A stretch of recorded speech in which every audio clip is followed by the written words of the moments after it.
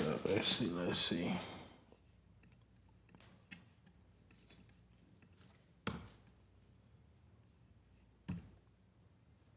We are live. Hey guys. Today, special A Day in LA episode. Can you hear us? It's the Tuesday show. Essentially. We just got to get a couch to fit everybody. Stop bullying. Do you think that's the crux of the issue, Munchie? Is bullying or lack of appreciation, or both? Oh, which one? Which is it? Which caused this situation? The zombie bullying. Oh, what? You saying Dejon or bullying? No, the zombie bullying. Okay. I'm a bully? I agree. Yeah, you be bullying, but Tam, y'all kind of even each other out. You know what I'm saying? Okay. Y'all was in the on Inglewood. He be coming. You know what I'm saying? He be coming heavy. Well, Dejon is bullying people because they try to bully me, but and I'm not going for that. He's willing to fight. Always. For whatever reason. And most people that are bullying on the internet, they don't want to fight. So he's always taking it too far with the internet people. But who willing to get out there with an openly gay man and then risk losing? Why are you talking shit to an openly gay man? That's an easy answer for me. I'm done. I ain't doing it. But I don't know why somebody else would. Unless we going back and forth about like music or Jordan and Kobe or something like that. Why are you having an intense back and forth argument with a gay man as a straight man? Right. About his sexuality. So that's the only reason. The only time you guys have seen me get out of character or threaten someone is when they're talking underneath my clothes. I don't like when people talk underneath my clothes. That's a boundary for me. But you and Poetik Federal, y'all got back cool, and he said you had a Hall of Fame recoil. He apologized for that on camera. And I can't go to a liquor store or gas station without somebody repeating that bullshit to me. So I don't know if I forgave him yet. 2, Flakko and I only linked up to take down TDE and expose them for being rapists and abusers. What do you mean, what? There's rapists at TDE. Sir is a rapist. I can say that. I don't have to put allegedly on that because he paid the young lady that he raped in Las Vegas an undisclosed settlement. And I know that for a fact.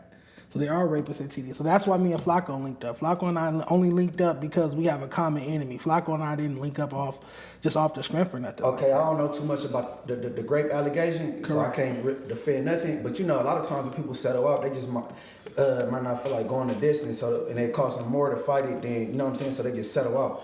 If you're a man and you didn't grape somebody, why would you pay them money? Why wouldn't you go to court and clear your name? Well, as far as me, if I have some grape allegations, if it's criminal, I'm getting on the stand speaking for myself, and I'm going all the way. I ain't taking no deal or nothing. Correct. Okay. But civil, I see. I'm like, I don't know. I might have to just pay and then get something done to her later. She gotta disappear. Oh my God. She gotta go. Because if I'm in that situation, it's a law anyway. You know what I'm saying? So, yeah. She gotta go. Yeah. Okay, well, speaking of Flakko, that is why Sporty and Dejon had fake beef. And let's clear that up right now because Sporty was gracious enough to come here. You are messy having to introduce anybody. You're watching the Day LA podcast, the Tuesday show. Yes, Sporty and I got off on the wrong foot. He called me RuPaul, and I didn't appreciate it. You heard something wrong, right? So to be fair, yeah, I thought X said RuPaul. I didn't call you RuPaul. Oh, rude, Paul. No, I thought he said RuPaul. Okay. I didn't know he said Dejon Paul. Okay. They don't sound anything alike. No, but listen, you was forward that we was messing up. So listen, right?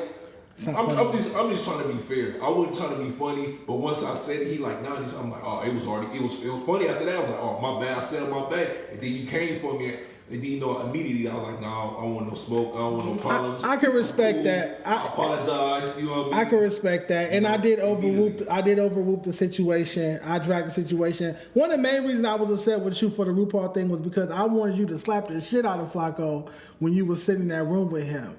Because I feel like if somebody slapped the shit out of Flakko, and I still feel this way, Zoom, conference or not, if somebody slapped the shit out of Flakko, he wouldn't carry on with all the red rags and intervening in gang business and XYZ. All right, so I haven't really, I spoke about this, but I really haven't got into that too much. But a lot of people didn't know, but I knew Flakko was coming. The dude ratting on Honey, he's like trying to make it seem, all I knew Flakko was like I was ambushed. Nah, me and Flakko had been talk before that episode even even aired. Okay. Before we even got in the air, so I was already cool. That's why when you see that we had came together like, you know, bro, I didn't mean it like this, such and such, such. It's the internet, and this was my first time like actually being in the space and actually, you know, doing it for a living. So when he made that video about me, I was offended, but behind closed doors, we got it together, and then when he came on, that's why I didn't have no problem with him. A lot of people like, oh, I thought you said you was gonna slap him. And they think that's the first time you seen him. Yeah, or the first time, you know what I'm saying, it's still up, you know, and had it been that, you know. But you know that's how they wanted to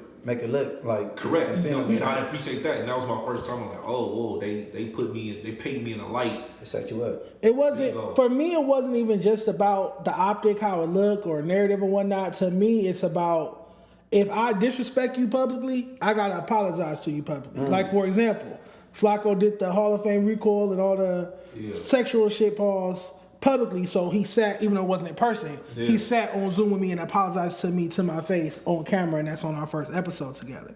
So to me, even if you didn't slap him or something, if we had a video of Flakko apologizing to you for speaking on your street business, street character, street disposition, XYZ, anytime Flakko would start talking shit, all we had to be like, shut up, nigga, we got to apologize in the Spoetyface on camera. That's just how I think, savvy like that. So that was my retort to the whole RuPaul thing, was like, well, shit, you could have checked Flakko, then we wouldn't be getting the whole Drakeo video with the Drakeo murder investigation video with the red rags, that type of trolling. To this day, and I told Flakko when we was on Zoom, I don't agree with that type of shit. I like the journalism, but if you are investigating something, you don't have to put on the red rags. That's not journalism. You get what I'm saying? That's something else. Hey, honestly, he making a mockery of the situation, and I don't think Drakeo family even appreciate what he doing. No. He ain't doing no service to them. No, I don't. Even Ralphie spoke on it. I don't think Ralphie appreciated it. Tam and I shared our opinion on it. However, I can't say that. What I will say is that Flakko benefited the most out of everybody who was on the No Jumper show over the years. For sure. So that's the respect I have for Flakko, is how he was able to pivot from.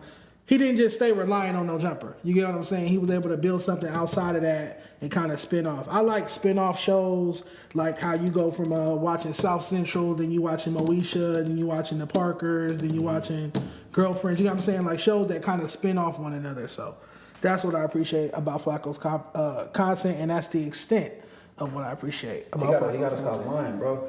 And he not a journalist. He a content creator. It's a difference. But what I learned coming in this space, everybody lie. It's a small percentage of people that don't lie. Yeah. And it's like, close that door for me. And it's almost like you at a disadvantage. See, we at a disadvantage because we play fair, and I try to report and keep it as real as possible. But when you got people that's creating narratives and people that just lie, just blatantly lie, it'd be hard to go up against that when they have a big platform or they have a following and they gonna automatically believe whatever they believe. That's just like the dude, for instance, Ratting on Honey. He like, oh, Spoetyface got another DP. I done got 10 DPs for my hood. I done got put off 3-4 times. Okay. And it's like, he's a proven liar. You know, and anything he say, it just seems to just stick on against the wall. Niggas can really say whatever, but I always say that what's done in the dark comes to the light. You feel me? Like the truth always comes out. Always comes out. So it might seem like whoever's lying is winning, but from my experience, that truth always comes out eventually. And that's why I'm known for being a receipt keeper. Like I screenshot everything, I keep everything organized. Anytime you see me get into it with somebody online, I'm pulling up the receipts, I'm pulling up the screenshots because I'm meticulous with the truth. I don't think that surprised nobody. That's not surprising to anyone, Munchie? Why is that not surprising to anyone, Munchie? Because for one, you gay, and most females, they keep receipts. I don't care if you got into them in 2015. Yeah. They I don't know what kind of iCloud they got, but they got receipts. Like that's strike one for Munchie. I'm gonna. I swear to God, like that's strike one girl, she barred me from some shit I forgot I even said. Like had me at a thirsty moment. I'm like, why you even got this still? She posted your MySpace messages. This is my joke back. Nah, I ain't never had I ain't never had one of those. But it was an old text message, and I was on some thirsty shit, and I'm like, why was this important to keep? But it was like from 2014 or some shit. Damn. That's what I'm saying. Like you was like in your 30s. Receipt book is crazy. Always. Let's go to the chat. Shout out to everybody in the motherfucking chat. Palm trees in the chat. No, I'm not gonna read that one. Palm trees in the chat, slide in the chat. What's y'all emojis? Yours is obviously the B emoji, Yeah, B team emoji. Spoetyface, what's your emoji? Man, turtles are the clovers in the chat. Clovers in the chat, turtles in the chat. Send them $5 super chats, $5 or more. We will take time to read it. Also, you guys make sure you click that link to get your tickets to the Day and Late live show. We're gonna talk about that. Munchie gotta go in like an hour, so we're gonna jump around with the topics. I guess we could start with. Did you hear about X4 getting sentenced? Oh, That news hit the timeline today. okay. Nah, he must have took a deal. Yeah, they're saying that he took a deal for 24 years. X4 was on, which freshman cover was he on, Tam? I think he was on the one I did with Shockaware. He was on the one with Chef Boy, Ash Bash, and that went viral because I told nobody to take pictures together. X4 and her took a picture together, and that started some bullshit. Oh. Mark, you remember that? Oh, yeah, I do. Yeah, that was my freshman cover at the Shockaware building. Mark Lux. Bravo the Bag Chaser, Yellow Hill. It was one of my favorite covers, to be honest. Shady Blue. Everybody's on that cover. And that was my only time meeting bro. He was cool, but I asked him, please nobody post no photos. And as soon as he got to his car, he posted photos. So I know he's very defiant, to say the least. I hate that. I hate that for him. I remember when he had signed that deal with Interscope. Right. And he was with Adrian Swish, and then that shit went left, and I asked him what happened. He like, can't nobody tell me what to do. I'm like, oh, yeah, bro's a crash out. Like, you got to deal with Interscope. You feel me? Like, A lot of people, I mean, he ain't used to the authority figure, like people, you know what I'm saying? But damn, 24 years. I mean, I definitely think he's used to the authority and people. You know what I'm saying?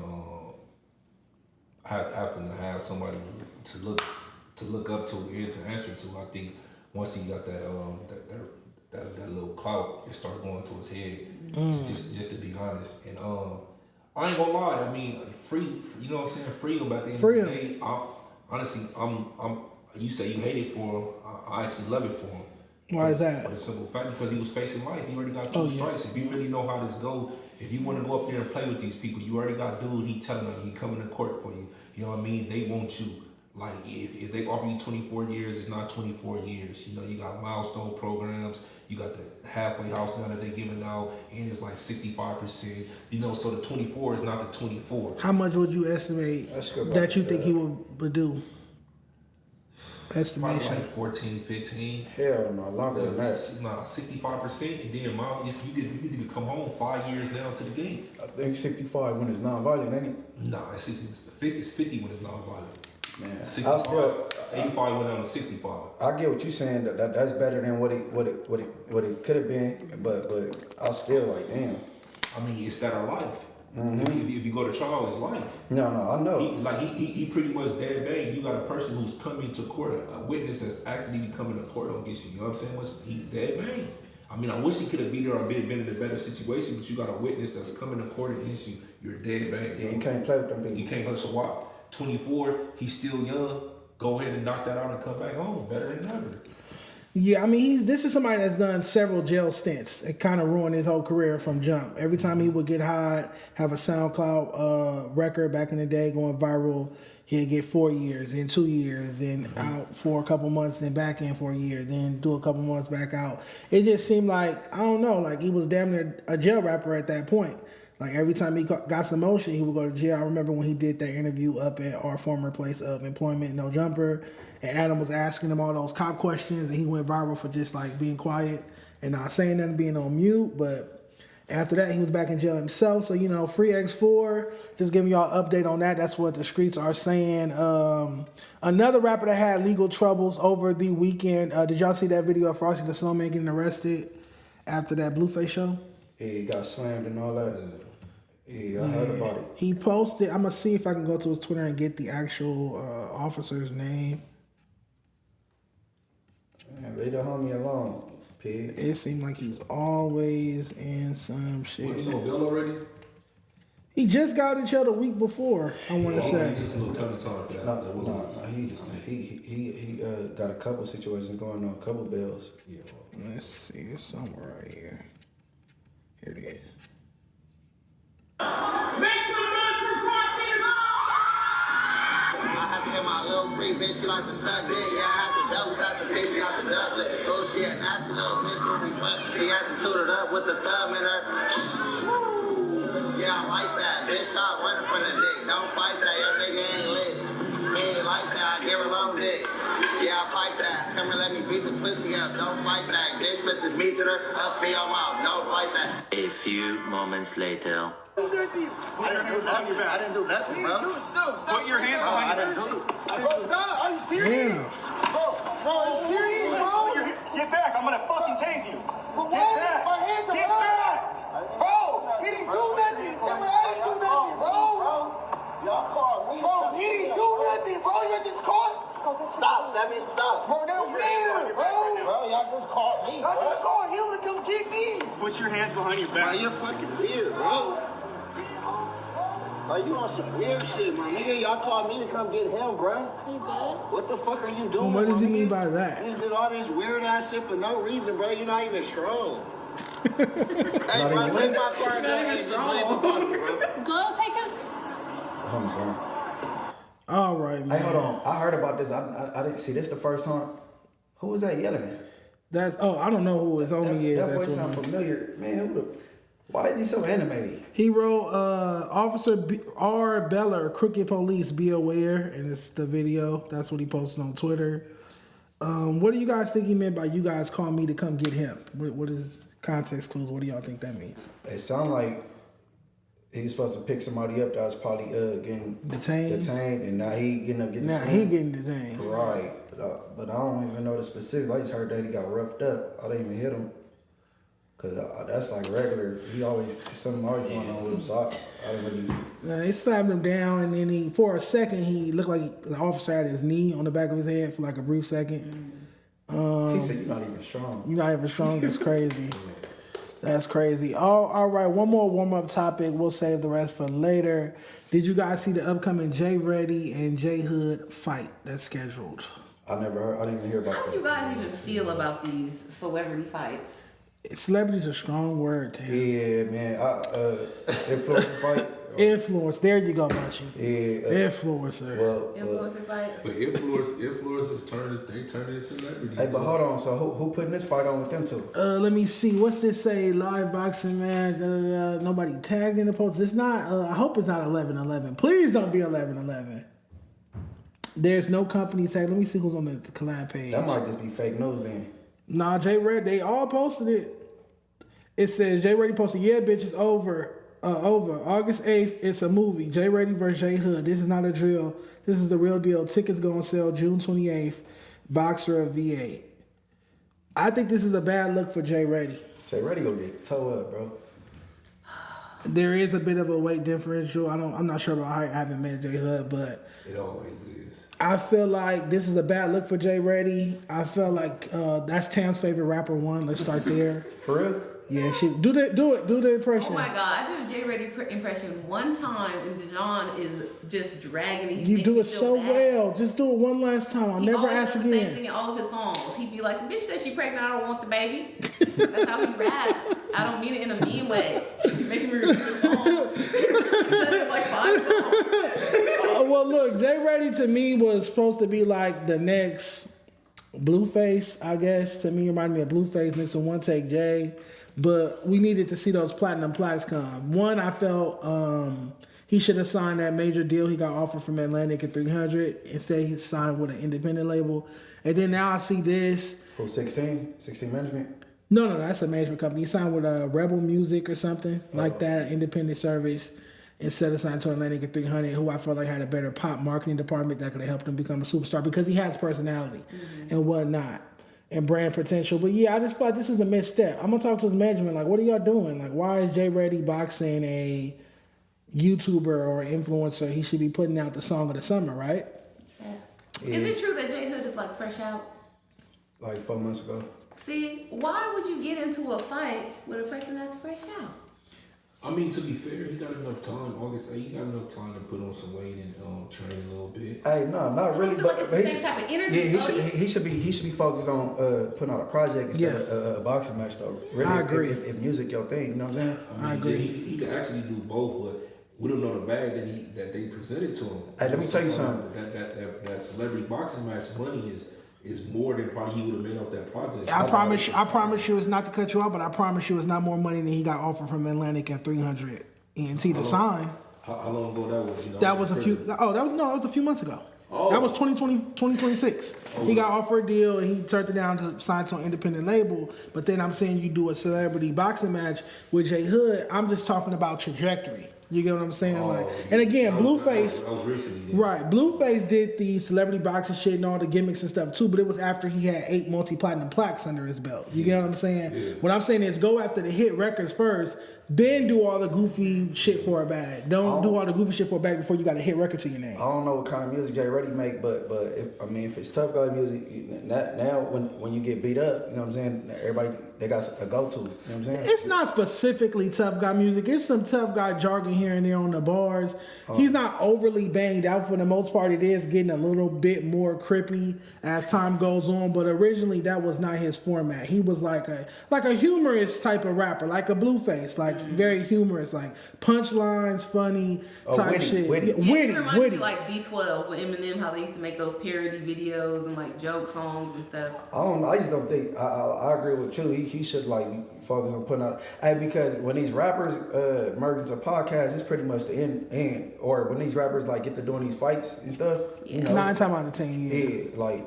And he just this is beginning. I don't think he should be taking on no phase. Yeah, it's just bad time and bad trajectory, but He got do that to the podcast. They not giving 300,000 like that was offering Blueface. nah, they not giving on that. Come Hell no, man. Blueface, he had songs like Charty. Yeah, you know, Platinum, especially- multi-platinum. Especially because it just like you gotta say if you were taking these, especially against like a local. J.Rodie, J Hood, he just now started. Like, you know, most people wouldn't even consider him an influencer yet, you know, because he fresh and so early on to his career. But yeah, for him to take that against J Hood, is he strapped for cash? I don't think it's official. Yeah, I don't see a company like a production company, an 1111 or whatever the latest content company Brand is. Risk or nothing like that. Oh no, it's definitely not that. Dejon, move over. I want to see Tam. Tam, could you make yourself more visible? 360 for him, Tam. Tam, you are looking good today. You did 360 have everybody for the looking Stop at giving you. OnlyFans. Y'all want me to be a digital sex worker so bad. No. Get on a digital track. No. 360 ain't got to do No, it. I just wanted you to Like, get some. stand up, Tam. Just wanted you to get some super chats, but it's cool. All right. Shout out to Valley. So can you get the hats, Tam? Shout out to Valley Side 818 for the merch. They gave me this Ice Cube T-shirt. My mother said if she sees me in another Ice Cube T-shirt, she's gonna slap me. He does have a lot of them. And then they gave us these hats. Shout out to them. And then really quick, I have to promote next week after the BET Awards, I will be hosting the Death Row Records BET Awards after party. Where is that? It's called the Gold Standard, presented by Death Row Records. And they sent over a bottle of champagne for Tam and I and our guests. So shout out to Death Row Records. And shout out there, bro. Shout out Snoopy. Shout out to Shouting them. out there. All about the BET Awards. I gotta cop some tickets. We up to that thing. Man. I forgot all about that. Yeah, we should all be there, definitely. That's next Sunday, I want to say. And I'll be hosting LA Function. I'm waiting on my flyer, but I'll be there too. I think AZ Chike is going to be at LA Function as You already got well. your tickets? To BT? Yeah. No, we're getting red carpet passes. Talk your ears, don't talk your ears, don't swallow your spit. You know what I'm saying? All is Man, well. carpet passes. That's what's happening. Tam, you got cups? Can you get the cups, please? Yes. All right. You guys know what we're here to talk about, man. Matter of fact, I'm going to let Desto Dub do the drop, then we're going to get to it. Desto Dub, your boy. Yeah, that's our boy. Awful lot of cough syrup. He gave us a lot of free clothes. I'm not gonna lie. Oh, for real? Yeah. Tam stole a lot of shit. Everybody was present, Munchie. Is it stealing? They saw me. You need to Shout take out us to the warehouse. Right? Dub, he's rich. He got a Tesla. He got this. He got Yeah, that. he gave us a ride in his Tesla to the Little t-shirt ain't warehouse. gonna do it. Hurt nothing. Little sweatsuit. Yeah, bring us to the warehouse. Let us tear it down a little bit. They had tons of media merch for me.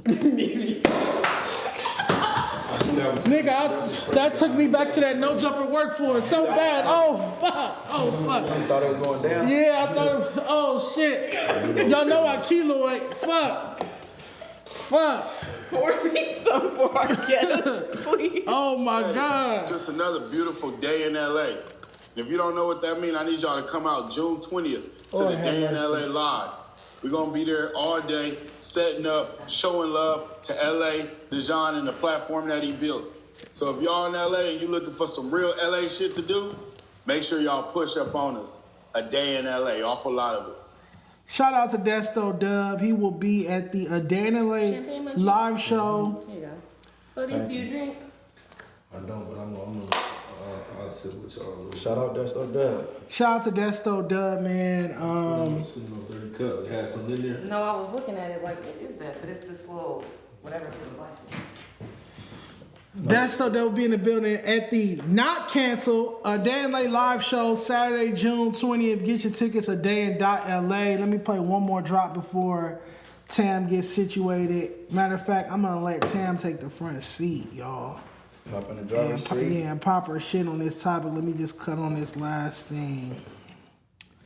Matter of fact, here you go, Tam. Go ahead. What is the topic? The No Jumper show will be canceled. Okay. The great producer that Dejon is, he texted me last night. It was late. Oh, show him first. Show him the cancel flyer first. Oh, where's it at? It's a flyer for that, or you make the flyer? Click IG on the side. Oh, here, okay. Who makes a cancel flyer? Pull up the interaction bar at the bottom. That whole window. Dejon had I didn't make it. I didn't make You this. had to. I didn't make this. Click on my face. Oh, you got it on your page. Oh no, you can just scroll down. It should be in the DM right there. Okay. Making a cancel flyer is crazy. So, Dejon, he texted me this and he said, in the morning, I need you to make a video and post this and let all the fans know that purchase tickets to the No Jumper live show that since it's canceled, we can offer you guys a free ticket to the Day in LA show. And I was like, oh, okay, cute. Yeah, why not? I had no idea that y'all only sold 40-something tickets. 33 tickets. Go to the other one. How you know that? Allegedly, he said it. He talked about it on the Tuesday show last night. No. Up. Down one. Click it. It's bad. This is bad. No, click the white part of the Adam. Gotcha. He shouldn't have admitted that part. You said y'all only sold And then make our window bigger. 30 tickets. Now, 33 tickets. 33 No tickets. Jumper only sold 33 tickets, y'all, to their live show. Shout out to Golden Voice. Y'all worked with the wrong people at the El Rey Theater. Tam is too modest and humble, but I'll talk my shit. How you got 5 million subscribers and only sell 33 live motherfucking tickets? Ain't that about a bitch? Interesting. Go ahead, Tam. Show me your And video. I feel that this happened to you because you guys are a little bit too much thinking that it's about you. Like Adam said, ain't nobody bigger than the program, when the show is really about the people. Main screen it. And our brother, Munchie and Sporty, as soon as they dropped out, y'all been fell apart. Ain't that some shit? On the side. Over here. Hey, as But much as I want Move that to, down. Move that whole window down. you want to main screen us? Main scene, yeah. Yeah. There we go. It's sad. It's sad because these are who the people wanted to come and see. Oh, so you blaming the low ticket sales on Munchie being Spoetyface leaving? That was the whole draw. At the beginning, they had niggas TikToking in the kitchen. People was excited. It feels at 30 something, and the show's a week away. I mean, it was already on the decline anyway. You think so? Okay. But I don't know. Maybe he was being sarcastic with that number, bro. I can't believe 33. Oh no, they got the screenshots. You haven't seen Munchie. They got the screenshots. When you use corporate venues like that, such as El Rey, when you go in there to buy your ticket, say you want to buy your ticket today, Right. it shows you all the seats that are took up. It was only 33 seats took up. Adam didn't have to announce how many tickets were sold. We could see how many tickets were sold. Sad. Because when we went on there to try to buy a ticket, only 33 seats weren't available. Hold on, 33 seats weren't available or available? That was Words, yeah, word. yeah. No, weren't available. 33 seats were reserved, and 33 tickets were brought. I think I ain't gonna sell it short, man. What we created on that Tuesday show, it was definitely something epic. We made history up there, so I ain't gonna sell it. I ain't gonna sell it short. I think the three of us not being there absolutely has something to do with the dip in the sales, or not the sales period. True enough, you know, it probably started off slow, but if you listen to the chat and you listen to the people, a lot of people said they weren't coming because Hefe in jail, and me and you were gone. So, I mean, and then he also admitted as well that, and that's just being fair, like, because the live show was built and it was created for around the Tuesday show. Right. Without the three of us there is no Tuesday show. There is no Tuesday show. Shout out to Lush though. And shout out to Lush. But Adam and Lush together is not the Tuesday show. That's just Adam and Lush. Without Hefe, Munchie, and myself, there is no Tuesday show. So I will say, to not acknowledge that, because three of us is gone. Don't talk your shit. Them ticket sales are low because real niggas isn't there. Yeah. I mean, I'm gonna say this. So I'm gonna say this. A lot of times people be saying like, certain individuals are the draw, and I definitely feel like when you talking about the West Coast and you talking about LA, that's an LA platform. Give or take, Adam is his own draw. He has his own audience, just as Lush is as well. But when you talking about me, you talking about I bring the whole Crenshaw community. I bring the whole Crenshaw district. When you talking about a young man Hefe, you talking about the whole other demographic, Manchester and all the way to, you know what I'm saying? The whole gangsters. Then you got Munchie B, which is he bring the whole city in Inglewood, majority of the single Eddiewood, and then also the Don Moves. So that makes up the whole portion of dang near LA. So when you take us away and you just put unfamiliar faces in there without the chemistry, you know what I mean, and without the timing, of course it's going to end the numbers. Well, hold on. Lush still had the smokers in MacArthur Park. Don't leave out that demographic. That was 33 people. Yeah, okay. He said he got 100 smokers, so he was building up to it. Be respectful is all I'm saying. Lush got a cool little battle rap following. Yeah, people love Lush. Lush is a legend. The battle rap community. Yeah, but that's a fact. But respectfully to Lush, it's not people from Inglewood families tuning in to watch Lush. That's just a fact. So now we need to dispel the idea that, and I think I brought this up on the show too, it's about the personalities, it's about the people, it's the camaraderie with the host. So you think that you can just sit any members in the seats and that it's going to go the same, and it doesn't. It doesn't. You can't get, a Crip Mac is a hilarious person. You can't get another Crip Mac. You can find another Crash Out gang member, sure. But are they going to be like Crip Mac? No. You're not going to find another Munchie. You're not going to find another Sporty, another Ant. These are unique people. I think it is your white mind that's telling you just any niggas in the seat that's turned. It's going to work. That's the narrative. The narrative is Adam can always go out and find another gang member off the street, put a mic in front of them, have them talk about street shit, and it'll work. But what Tam is saying is, no, it's more like lightning in a bottle. When you find certain characters that got certain charisma, how they articulate themselves, X, Y, Z, certain nuances. And I feel like he doesn't see that because sometimes he doesn't see, I'm not going to say me because I'm not a street nigga, but he doesn't see us, meaning black men, sometimes as human. So maybe he doesn't think that we're special enough or we're nuanced enough. Hey, you know what? But you can't just put any nigga on the camera and think you're going to get the same amount of views and the same impact, is what I'm saying, long story short. I think he went away from what they originally had with like the SoundCloud rappers, the up and comers and like stuff like that. And once he started employing like the gang bangers and he seen people was drawn to it, he got stuck in that, and now it's hard to go back to what like his original, like his origins, you know what I'm saying? Yeah. And like, and I think it's harder to find a good podcaster, and then it's just easy just to find a popular game maker. So he think we just like get a popular game banger and you sit them there and it's gonna work, but that ain't the case. You know what I'm saying?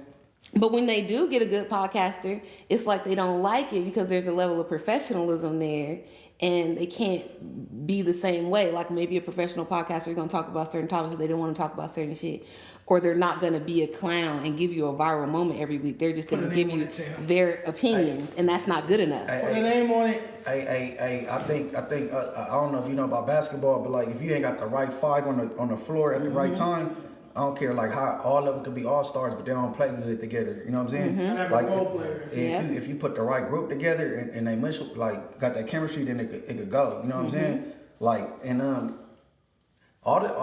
every news on No Jumper, they talk about music, but like when it comes to the main shows like the Adam and Winnie 100 show or the Tuesday show, then that's when the drama come in at. You know what I'm saying? Like they, I don't know. We ain't got to talk about DPs, put-ons.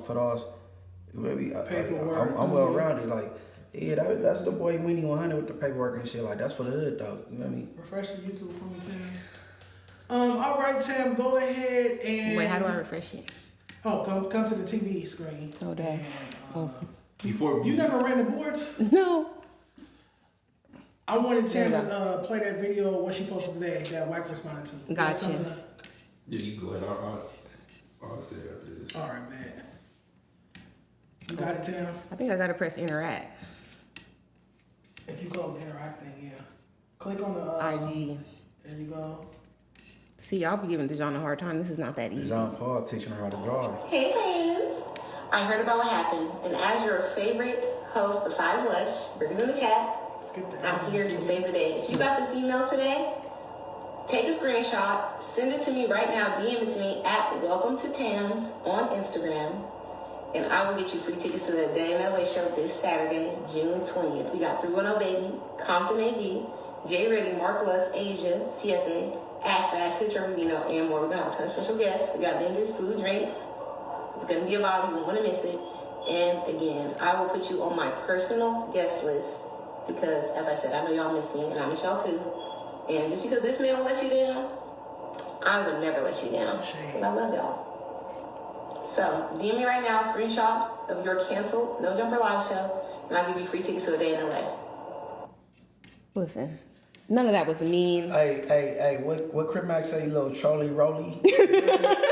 Yeah. Okay, little trolley rolly. Tam is making content. Yes. I did not call Tam late last night and tell her to make that video. She did that on her own volition. She did that on her own volition, chat. Don't believe it, man. Tam is messy, y'all. Tam, I be trying to tell y'all about this nigga. Listen. Tam is messy, man.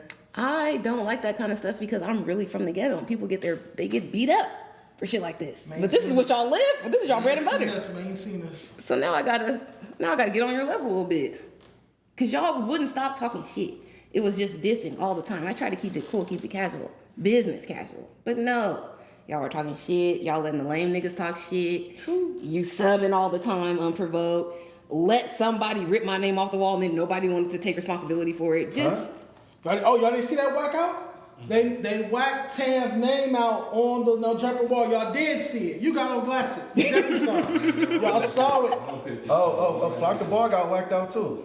ripped the Flakko ball. Tam He's wrote hilarious. above Adam's head. Adam's head, and they took it off. And Jessica West's name. So once you did that, then it's like, oh, if I'm put off, I'm put off. Nobody care about that stupid shit. Y'all crazy. Tell them how they copied your idea. You did copy our live show idea too, because I brought that idea to Dejon. I tried to bring a bunch of ideas to No Jumper, even asking Adam it seemed like at length, like at his annoyance, but I don't care. I'm very persistent. Hey, to be fair, I don't think he copied. I think y'all it's like it was. He was in the ether. A coincidence? What that mean in the ether? Like it was already in the zeitgeist, like people doing live podcast shows. Maybe we want to do them. Not like he was talking about it like for a minute and shit. Okay. So it could be like a coincidence type. You know Possibly. All I know is that he started beefing with Tam about that Taylor Swift bullshit and whatever they was beefing about. And then next thing I know, me and Tam announced our live show that Monday. When did they announce their live show? That Tuesday. Yeah. So they announced that they're doing a live show the same week as us, the day after us. Before they even had a meeting. So, yeah, they didn't even have the El Rey booked in. So like, we're doing a No Jumper live show the day after Tam and I announced we're doing our show June 20th. So that's why I don't think it's a coincidence. I think they was doing that Hey, I'm gonna to keep get it back real. at Tam. And also, if that wasn't the case, why did they include Tam in the live show? She wasn't fired at that point. They didn't really mention nobody but people on that Tuesday show, but in that group text, like that Tuesday group text, like they've been talking about it for a minute though. They've been trying to get it together. Yeah. Well, on the internet side of it, you copied us. Yeah. Y'all beat them to the Our punch. narrative is that y'all copied us. Yes, you copied us, and that's why it failed. Because when you do things impure of heart, That's fair. It's never going to happen. And Fair to say. you disregarded your principal assets, so here you are now. 33 tickets sold. Ain't that about a bitch? Scottie Pippen. So then Tam comes up with this amazing idea for anybody who purchased a No Jumper Live ticket to get a day and late ticket, and on her own volition makes this video last night and uploads it. Tam, before I take the seat back, go to the threat from Wack 100. The title of this video is Munchie being Spoetyface pulls up, Wack 100 threatens Tam. Where's the screenshot of the threat? Oh, you got it. Of course you got it. Of course I got it. What is this? Is this a text message or DM? No, it's He commented on her post. yes, he did. He did. Make the screen up, that little thing on the phone. No, not that one. No, I got to take it so they can see it. I hate for it to be this way because I like, I have no issue with the 100s. I love Miss R&B. She's very nice to me, very helpful. But Wack commented. Yeah, he commented and he said, wait, let me read it. Study the word politics, #politics. I thought you were smarter than this. Be crazy if a few of those artists just didn't show up. You might want to kill this clip. I'm a part of No Jumper regardless of your issues with Adam 22. He gave you an opportunity and I just looked out for you. Let me know if it's gloves on. Shaking my head. Let me take the seat back. Oh, he's a coward. He was a bitch. Let the man handle this one, Tam. Excuse me. He was a hoe, bro. Like, why you targeting females? Why are you in a female's Why are you in my female co-host comments, Wack? If you have an issue with Tam, you hit me up. I'm the man over here. Man. Don't ever address my female co-host. That's on all. I take that as a personal disrespect. I got 2 bands on Dejon. He a whoopie. We the same height. My skin a little smoother, a lot smoother, but we the same height. Man, that's weird. I just don't understand why you would be in Tam's comments. You could have at me. You could have hit me up. Because he's a coward. First and foremost, the first thing that stands out to me on that, and it's just I'm gonna just keep it a man. That's like a black man going against a queen for a white man. Like this not even your business. Like to me, that's weird. Kind of coonery, right? Coonish. Hey, first of all, stop saying your partner, bro. Adam ain't your partner, bro. You employed there like everybody else. Yeah, and on top of that, Adam trolls everybody. We all been trolled by Adam. So why can't she troll back? He's a big boy. She can talk her ish if she want to talk her ish. If she feel like she up right now. They feel like they up right now. Why not? I don't see nothing wrong with it. It's all content, right?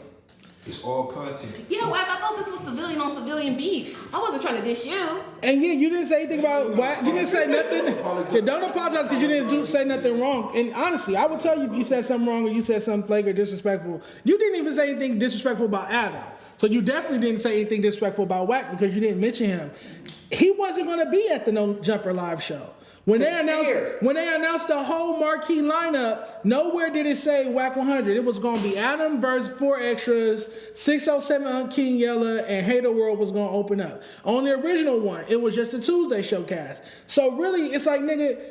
And he wasn't definitely going to show up to that. Hell no. Exactly. So it's like, nigga, you wasn't even involved. You wasn't even invited. You wasn't even invited to the No Jumper live show that only sold 33 tickets. So when Tam is telling them people that, the 33 people that bought a ticket to pull up to our event for free because they already spent their money on your event that got No Jumper event that got canceled, I don't get the disrespect. But again, let me make it clear. I don't have a personal issue with Wack until this.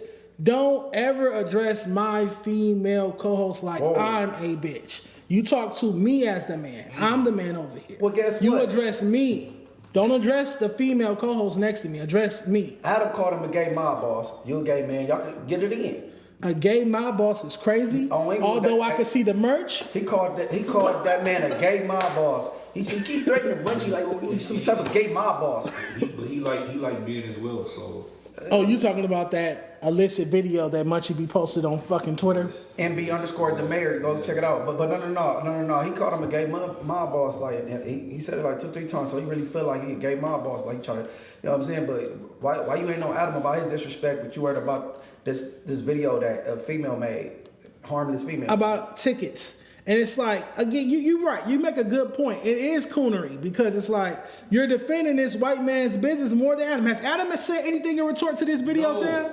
Not that I've seen. When I made the post yesterday about the show being canceled, I can go to my DMs right now and I tag Adam. It just said seen. Like, he didn't even respond to what I said. I tagged him on Twitter. You know, he still follows me on Twitter. He didn't respond. So if Adam is not responding, who are you to be responding? It's like Uncle Ruckus. It's like, what's the nigga Django Samuel L. Jackson plays? Steven? I still ain't seen Django. Gotta see him. That's a classic movie. It's like the Steven nigga, like, oh no, massa. Yeah. Like, you got what I'm saying? Like, to me, it's just coonery, man. Lost a lot of respect for Wack. Oh, you have respect for him? Oh, man. That's a good question. I want to ask the same thing. Come on, dude. I thought you was a real nigga.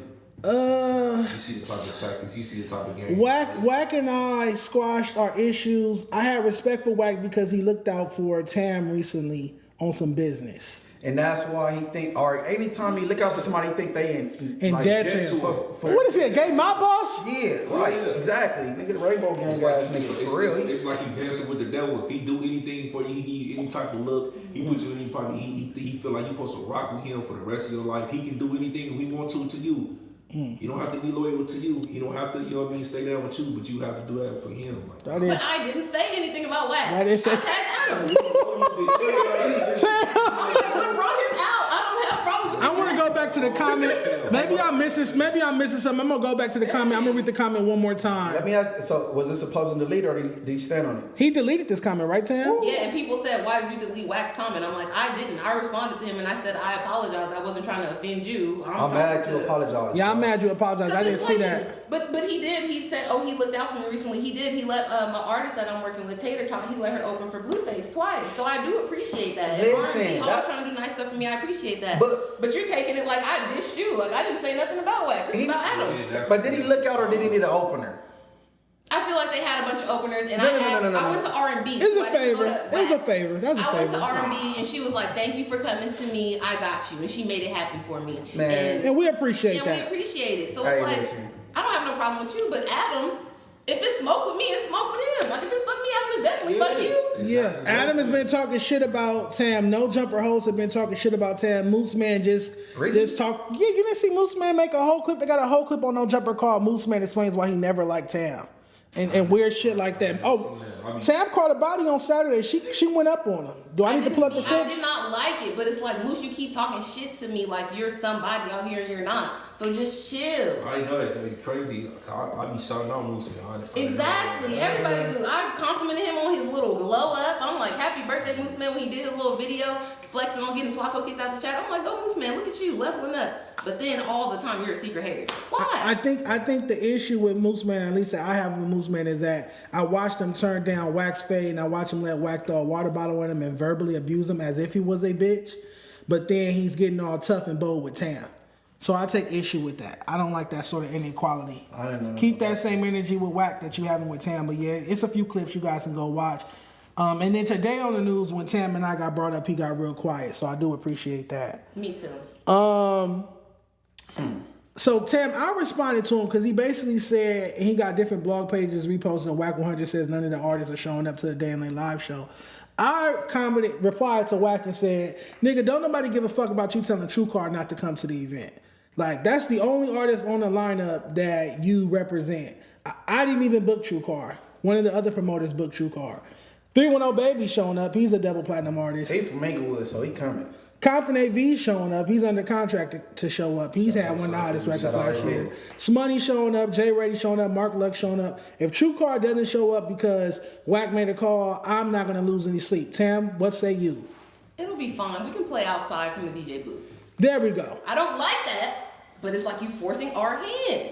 Smoney up next. Smoney is up next. Smoney is up next. I'm definitely going to have him up here. That Young and Turk record is dope. The Gold record is whatever, but yes, Money's performing as well. We're gonna drop our set list in the morning, and we're gonna drop our site map showing you all the dope vendors we got locked in for the Day and Late Live show. Get your tickets at day.la. Don't worry about nothing. We're not focusing on Wack. We don't care about No Jumper only selling 33 tickets. In fact, let's check out some clips of them reacting to what happened today. Wow, man, I had no clue. Oh, you gonna get involved? No, I knew it was canceled, but I didn't know nothing about no 33 tickets. Yeah, I didn't know that either. And I did solicit Munchie as a performer for a day in LA, but he has previous plans, so he can't come out. But what song was Munchie gonna do? What song was you gonna do? Something off the Trench, a Baby project? No, it's baby birthday that day. So that's why I told her I couldn't make it. Yeah, he's being a good boyfriend, and I stand by that. All right, let's check it out. No Jumper News speak on Tam and Dejon trying to capitalize off the live show being canceled. We are capitalizing. We're not trying. But Tam and Dejon capitalizing off of this right now, making all their content about it. I mean, I get it. Yeah. I get it. I seen Wack wasn't fucking with that. I thought that was funny. Yeah, Wack's on the helmet. Yeah. He said it would be a shame if some of these artists didn't show up. I'm a part of No Jumper. Don't be capitalizing off of our failures. I ain't see that. And when they gave you opportunity, it would be a shame if some of these artists ain't show up to this show. I'm like, oh shit. I ain't gonna hold you. The funniest shit that I've seen so far was the fact that Tam was like, yo, if your ticket got canceled, holla at me. I'm gonna put you on the friends and family list. And I say, yo, I ain't gonna hold you. Yeah, it's a dirty game. Genius. That's No, it was very smart. Genius, bro. It was very smart, but and I get it. The whole audience is gonna be the friends and family list. We're being honest. That's See Steven. that fat gay That was Steven today, not me. Steven, you know he about to get at you. He about to get at you. He said he about to pull up. He said he about to pull up, bro. What's that? You think so? I promise. I seen the video. I rarely go back and forth with the help, but my feelings are hurt. I think you should be the bigger person. Not today. My feelings are hurt. So you ain't that tall, huh? Because I hired Steven and his whole family, Steven Hampergassa and his whole family, to clean up the lot after their Day Late Live show. They cleaned up the restrooms, they're bringing in elotes, all of that. I had the corn people coming out from his family, all of that. All of our vendors, the Somali lady. This is really upsetting me and my homegirl. This is crazy. Why the fuck would he get at me like this? Why I gotta be the fat gay nigga after I done booked your whole family to come be undocumented workers for my Day Late Live event? Make it make sense. This is crazy, Sporty. You invite that nigga Jala, I'm calling ice. I'm just saying, who the fuck you think gonna clean up the trash, Sporty? I booked Steven Hampergassa, his mama, his tia, his hermanos, his primos, his tios. All of them is coming to clean up the lot after a Day Late Live. I sent my deposit and everything. This is some bullshit. It don't seem like nobody in that video got a problem with your video except for. How you know they gonna document it? Come on, we putting allegations up. I know he's an undocumented worker at No Jumper. I know Josh don't pay him with no pay stub. They pay him under the motherfucking table over there. One good payment and they send him back. I swear to God, I want to see one pay stub. That's all they motherfucking take. One pay stub. Keep Steven, take Jala. Send him back to Africa. I'm sorry, Nathan. You know we're besties. I don't know who the fuck that is. But all I know is if you a camera bitch and you work the camera, you supposed to stay in the camera bitch place and sit back there. What you talking about? Some fat gay nigga? Nobody want to watch a fat gay nigga. More people want to watch the fat gay nigga talk shit about hip hop than they want to see the No Jumper crew. Apparently. You want me to play the clip again? I didn't hear it. I didn't hear that. I didn't hear that. Nigga. I think you tripping. I'm not. Oh, now I'm here. Now I'm making things up. I promise you, I didn't hear I'm gonna play the clip again. Let's listen. You know when it's about you got sensitive ears. Listen up. Listen up. Dejon capitalizing off of this right now, making all their content about it. I mean, I get it. Yeah. I get it. I seen Wack wasn't fucking with that. I thought that was funny. Yeah, Wack's on the helmet. Yeah, he said it would be a shame if some of these artists didn't show up. I'm a part of No Jumper.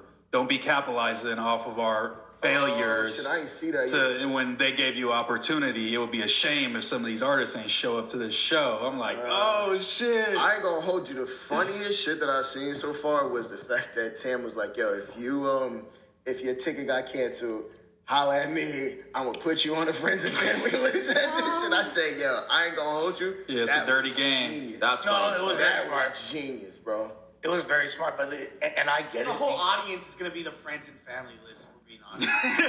Yo. No one wants to see that fat gay dude. Listen. Today, not me. Steven, you know he about to get at you. He about to get at you. He said he about to pull up. He said he about to pull up, bro. What's that? You think so? What? I seen the video. We love Tam. Hey, Sporty, you didn't hear neither one of those that first time. No, I didn't hear. Me neither. I didn't hear none of that. We didn't hear. Just gotta lean in and listen. Why you jump off the ledge like that? I don't know. I don't even know. I couldn't put a face to this person. All I know is that when Brandon and Mr. Viral was sitting in that same room talking about pro-ICE this and pro-Trump and go Trump and built the wall and all that shit, you didn't do shit. You just sat there like the camera bitch. So when my name comes up, I need you to sit there like the camera bitch too. If a nigga sit in the room talking about pro-ICE and pro-Trump, go Trump, and your ass sit there on mute, I need you to sit on mute when my name gets brought up. Make it make sense. And Hellcat was in your face calling you all types of bitches. But you think you gonna beat me up? Yeah, okay. The real, we got a mega chat right there too. We did get some super chats. $50? So you gotta make Hold on. Don Harlem. What's that? To the two of the realest on the West Coast and the queen of Los Angeles, keep taking the high road to Dejon.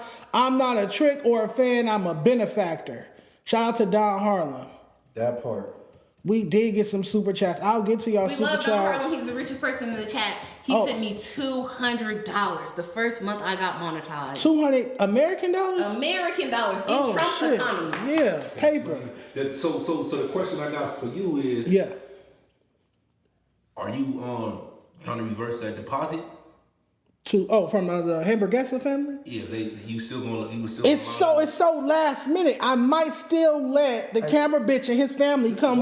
Oh no, they coming to clean up after the LA live event. They coming to pick up that trash. Y'all can litter all y'all want. Cause him and his mama and his family finna be down there scrubbing them floors, picking up that trash. Selling that corn. Selling that corn. That them elotes. You know about them elotes? No, man. Shout out to the Hamburguesas. Nonetheless, we got another clip before we move on from this topic. It's a part 2. But y'all y'all thought I was just tripping. Y'all didn't hear what was said about me. That's how it always go. People think I just crazy and I just be crashing. I know people know. People say, I think they was gonna beat my ass, call me a fat gay bastard, all kind of shit.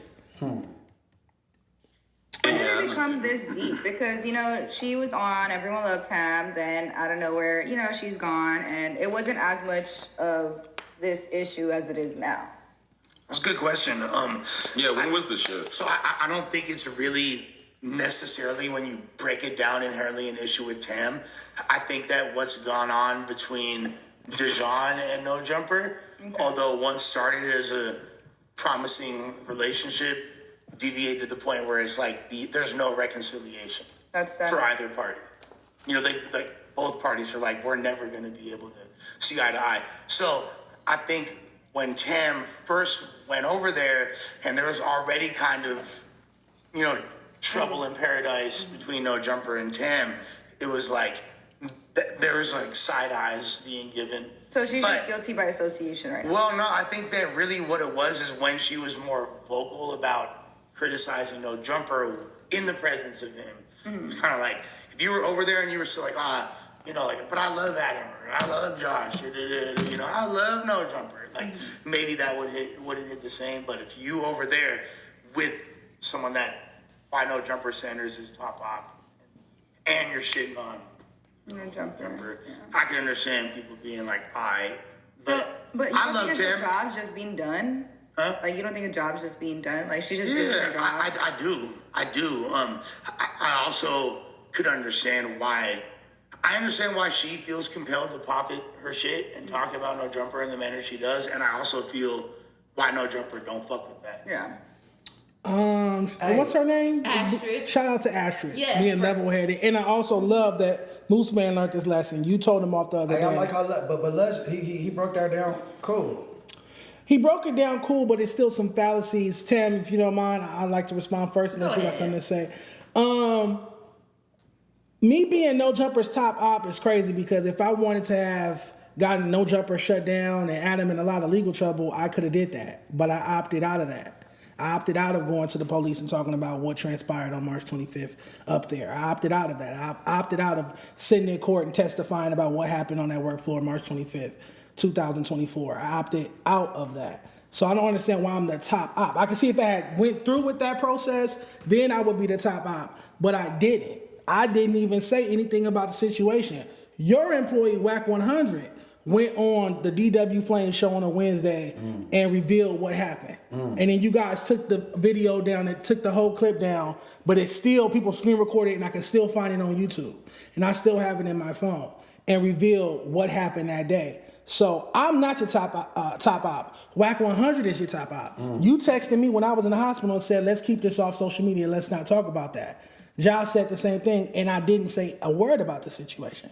So why am I the top op if I spared you? Imagine sparing somebody, and then they view you as your top op. It's like, well, damn, I should have just did you, quote unquote, dirty. I should have just did you in. Move that aside. How am I your top op? Last year when I got into this fight, got jumped at, rolling loud, beat up the first nigga, got jumped by his crew. Was Adam not one of the first people calling me the very next morning? interviewing me on No Jumper over That's the why I phone? was confused, because he called you like often, and I didn't know y'all shit was serious. Hey, tell me about it. You was I there. been right there when he called you. Exactly. He called me talking shit about Smac, talking shit about T-Rail. He'll call me, still follow me on social media, send me funny shit, woo, woo, woo, woo. So how am I your top op? Even last year when Ash Bash and Old Boy was still my co-host, did he not sit on his solo stream and was like, oh yeah, I do a one-on-one interview with Dejon. So how am I your top op? And again, how are you upset with Tam for podcasting with me when you yourself have called me and interviewed me over the phone during the No Jumper show, when you yourself have said you want to do a one-on-one interview with me, when Lush has been here, when Aunt Hefe has been here, when Munchie B has been here, when Brandon, who worked at No Jumper at the time, had been here. Everybody from No Jumper has been up to this office. Lush has been here multiple times. Suspect, Ted Third. I can keep going. So why is the issue? Is it because she's a woman and like you look at her like she's your property, like she's your negress in your head or something like that? Like, I'm confused. Like, Tam locked in. That's just one historical context. Like, is that what it is? Like, why is it so? Why is it a sensitive issue when Tam pulled up? Because she locked in though. Everybody else just came through. She parked up. But that's the only difference I could think of. But that's what your host chose to do. That's how you made your host feel. If you were satisfying your host enough, she wouldn't have wanted to be over here. Hey, he sound like a nigga that took a nigga bitch up. Like, he like, nigga, you was fucking her, right? Not like that, but I mean, I watch too much Cheaters. I hear a lot. Not like that. Messy ass show like Cheaters. Tam, am I tripping? Like, no, am I that's tripping? definitely how it seems. And then, like, we talked about it so many times on this show. If you really had a problem with it, why was it never said? Like, oh, Tam, you got to choose up or something. It was never said. You just started throwing shade all the time. So what's the point? And I never said nothing sideways, nothing disrespectful, nothing ever. You started popping at me, Adam, directly. You saying little shit all the time in your various stream, in your solo stream, in your in real life stream. Like, bro, you don't even be on the. Why am I on your mind like this? What am I doing to you besides being normal, being on time? Tam never disrespected Adam on this camera. I want to say two last things before I give it over to Tam. One, I benefit more from Tam being on No Jumper than I do from Tam not being on No Jumper. I'm a smart businessman. If Tam is on No Jumper, making motion, making headlines, making waves, and they could come here once a week and talk about it, that benefits me more than her not being on a platform with 5 million subscribers. And two, when Tam joined this platform, I knew the situation, so what did I do? I scaled back all my disrespect for Adam, the same way I scaled back my disrespect and vitriol for Wack once I knew that he had been doing things professionally for Tam. I'm looking out for my sister. So I never once sat here and disparaged Adam once she joined the platform. It wasn't until they got into it, they started beefing. He got mad at Lush for following her on Twitter. He said he started talking shit about her. They was beefing over the Taylor Swift thing and saying Tam gives bad takes. And once he started disrespecting Tam, that's when the disrespect resumed. Once he started bringing me into it, oh, Tam and Dejon can't even get 1,000 views on the episode. Meanwhile, we was doing 3,500 to 5,000 views an episode. So he was lying on us. That's the only time the disrespect came, after you started naming me and disrespecting Tam and me per se.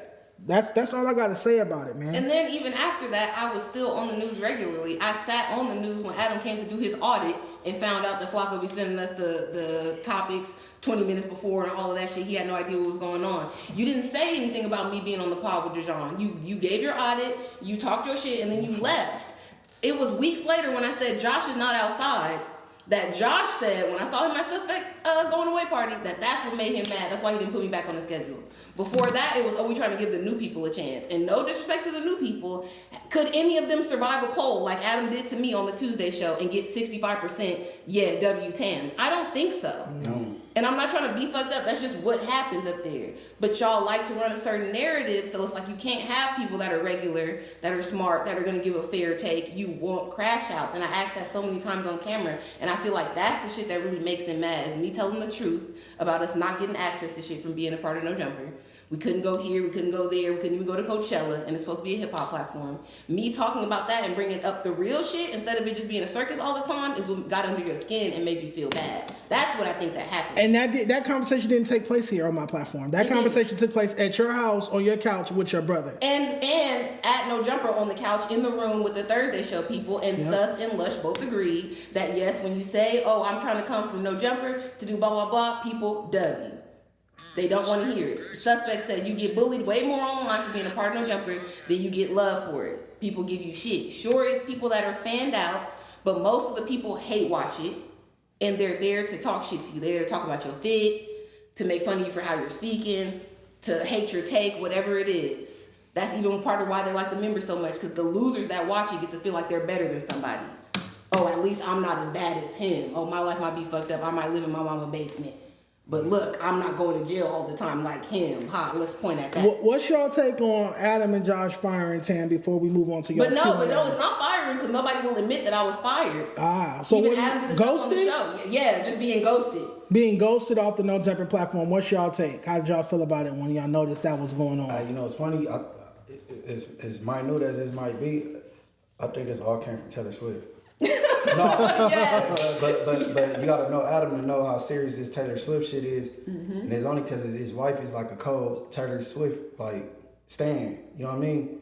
So it might sound crazy to the masses, but that's just what it is. But I mean, and then I think he got access to do it. He just don't put that out. He could get access to these places like Coachella and all, you know what I'm saying, as far as No Jumper and then, but he just don't exercise that though, or for whatever reason, you know what I'm saying? Josh said that they asked, especially when I came there, because I start kind of pressing them all the time, like, hey, this is happening, can we go to this? Can we go to that? Adam, I said it on here many times, I said it on No Jumper. They actively tried to help me with my request. They put me in group chats with people, they sent emails, but we got nothing back, no positive responses back. Because of the brand. I'm trying to tell you, when I worked there, I couldn't even interview Blue Bucks Clan and 310 Baby. I'm talking about local LA rappers. I couldn't even get interviews with them. They're like, their team are telling me like, oh no, they can do an interview with you on a day in LA, but no, we don't want our artists affiliated with that No Jumper brand, that stigma that comes with it. That's why you're not going to see No Jumper hosts on major red carpets. That's why you're not going to see No Jumper hosts up at Ethica. What No Jumper host or personality was at the Blast listening party when we went, Tam? Nobody, but all the other people that they like hate on are there. DJ Head's there, T-Rail's there, Gina's there, Jeremy Heck's there. That's all I'm saying. Bootleg Kev's there. All the other West Coast media people are at the Blast listening event presented by Empire. And what's Kevin Hart's tequila, whatever it's called? Carmina. Right. But where's the No Jumper people? And don't bully me about no clout. If when I try to access the clout that y'all were saying I should be so grateful to have, I can't get in nowhere. I could go to these places. I know these people personally. But that's off of you. That's off of you. That's not off of No Jumper invite. Like, oh, we want to invite No Jumper hosts to this event because of that stigma. I know I'm not tripping because I went through it. I remember being at Rolling Loud the first year with No Jumper and having a No Jumper mic, and nobody wanted to do an interview with me, but everybody wanted to take a photo with me and talk to me. And then when I came back the next year, I got interviews with all those same people because I was no longer a part of No Jumper. It's just that logo and that stigma. It's a negative stigma around that brand. Last thing before we move on from Tam, accident, right? Cause I was just back on Figg, you know, me and T-Rail, my boy, we be punching at each other, right? So I was like, you let Adam come over here and mark you out, and you know what I'm saying? Cause you was about to hire Milk as a co-host, and he told you, gave you an ultimatum, and he from your hood, and you bowed out, like, all right, I ain't gonna mess with him. You know what I'm saying? Good observation. But that wasn't the case. He didn't get at Tam and let her give her an option or whatever. No. You know what I'm saying? He handicapped her decision. He never effectively communicated because he's not a good leader. Like Tam, you have to pick. Like if Tam was a guest on Back on Figg for an episode, cool. If Tam wants to be on Back on Figg once a week, I would look her in the eye and say you have to pick between being on Back on Figg or being my co-host. I'm not comfortable with you being on their show once a week because I'm a man and I'm a leader. Yes, I would give her that. I would give her that decision to make. He never communicated to her like, "Hey, you have to pick between Dejon. You have to pick between Dejon or No Jumper." You know what they call that? What? Hating. That's hating. Doing it anyway. Hey, but he's still doing it. At least I'm being honest about it. Yeah. But the honesty is cool, but that's still, you know what I'm saying? To me, that's not, if you want to consider it hating, you can consider it hating. I'm saying I'm not comfortable with my female co-host being around people that are calling me gay slurs and XYZ once, doing that. I thought you talking about just a different endeavors, period. No. Of course, she can do anything else. She can do what she wants. If she decided to go to Back on Figg and become a host, I will harbor no hard feelings towards her. She just wouldn't be my weekly co-host. Yeah. That's just an example. So you got to pick. That's what Adam should.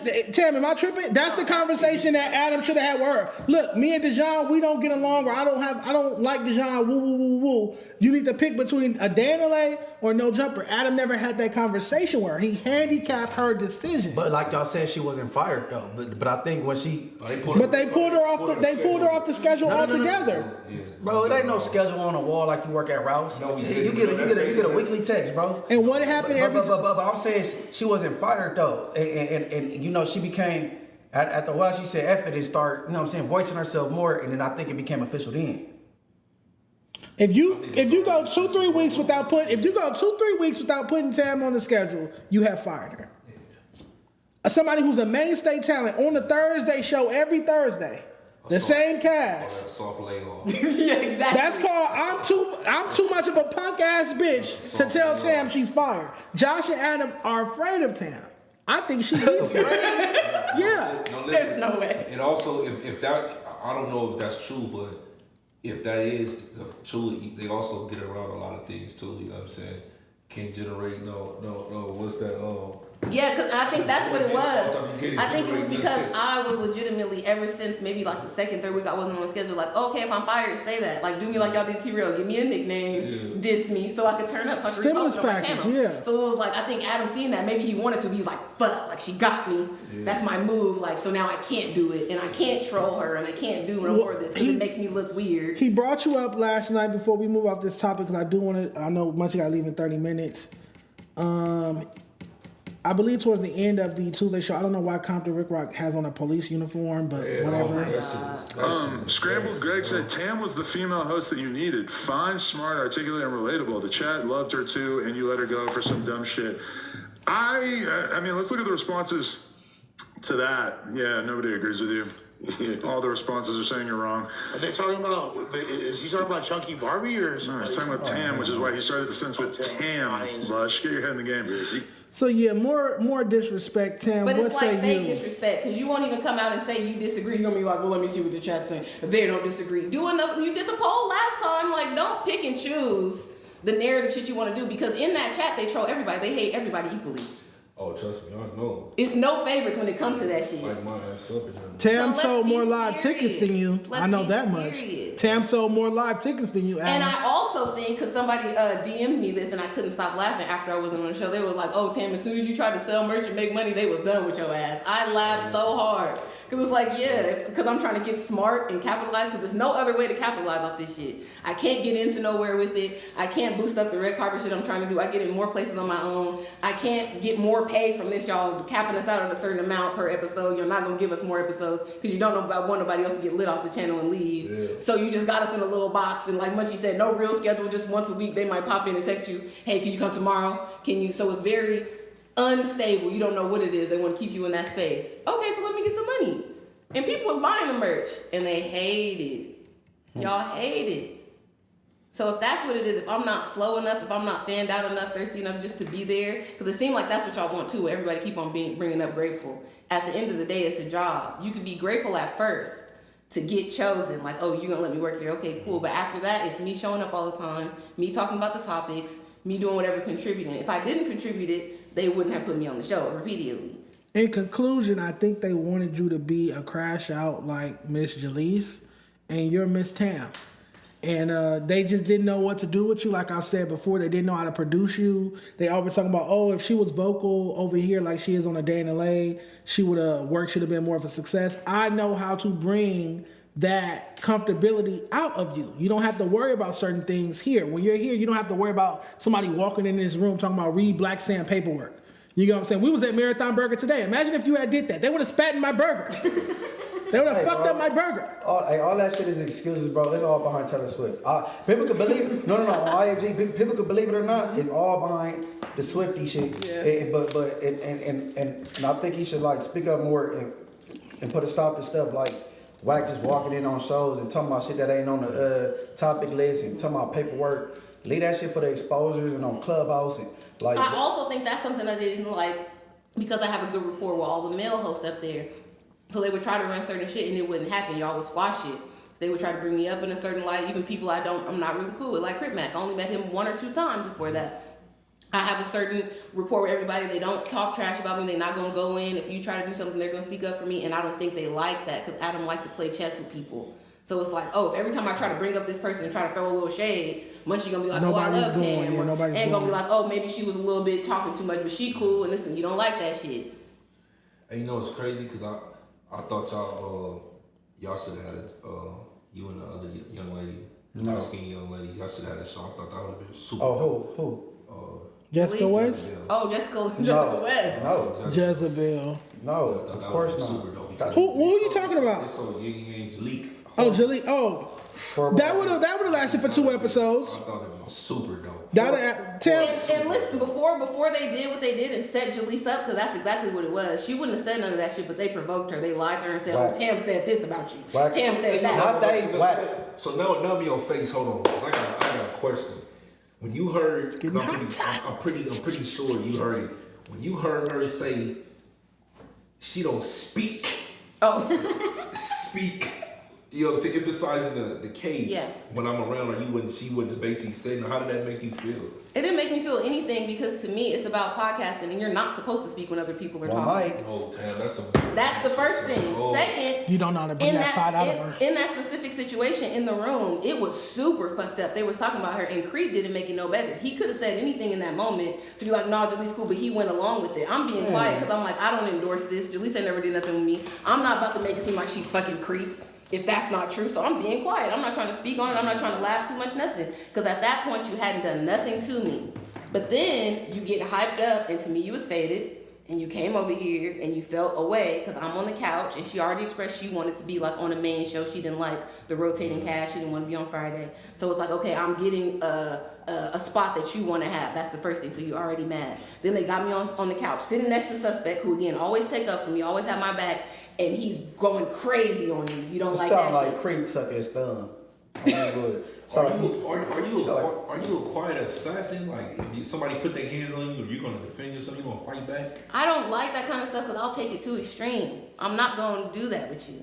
I'm not going to try to put my hands on a bitch or nothing like that because I've been in extreme situations. They put their hands on If you put your hands on me, I feel like you have to go now. You can't be alive no more because what if you try to put your hands on me again? Yeah. So you will defend yourself. To the extreme To the extremest extent. So I'm not getting into no petty squabble with nobody. I'm not going to back and forth argument with nobody. I didn't even like the shit with Moose, but he was just talking so much. I'm like, yo, do you need that from somebody? Because I can't fight you because you're a man. But every time my name comes up, you got something to say. Like I can arrange it for you if that's what it is. She got a brother. He was here. He was here on Saturday. Her brother? Yeah.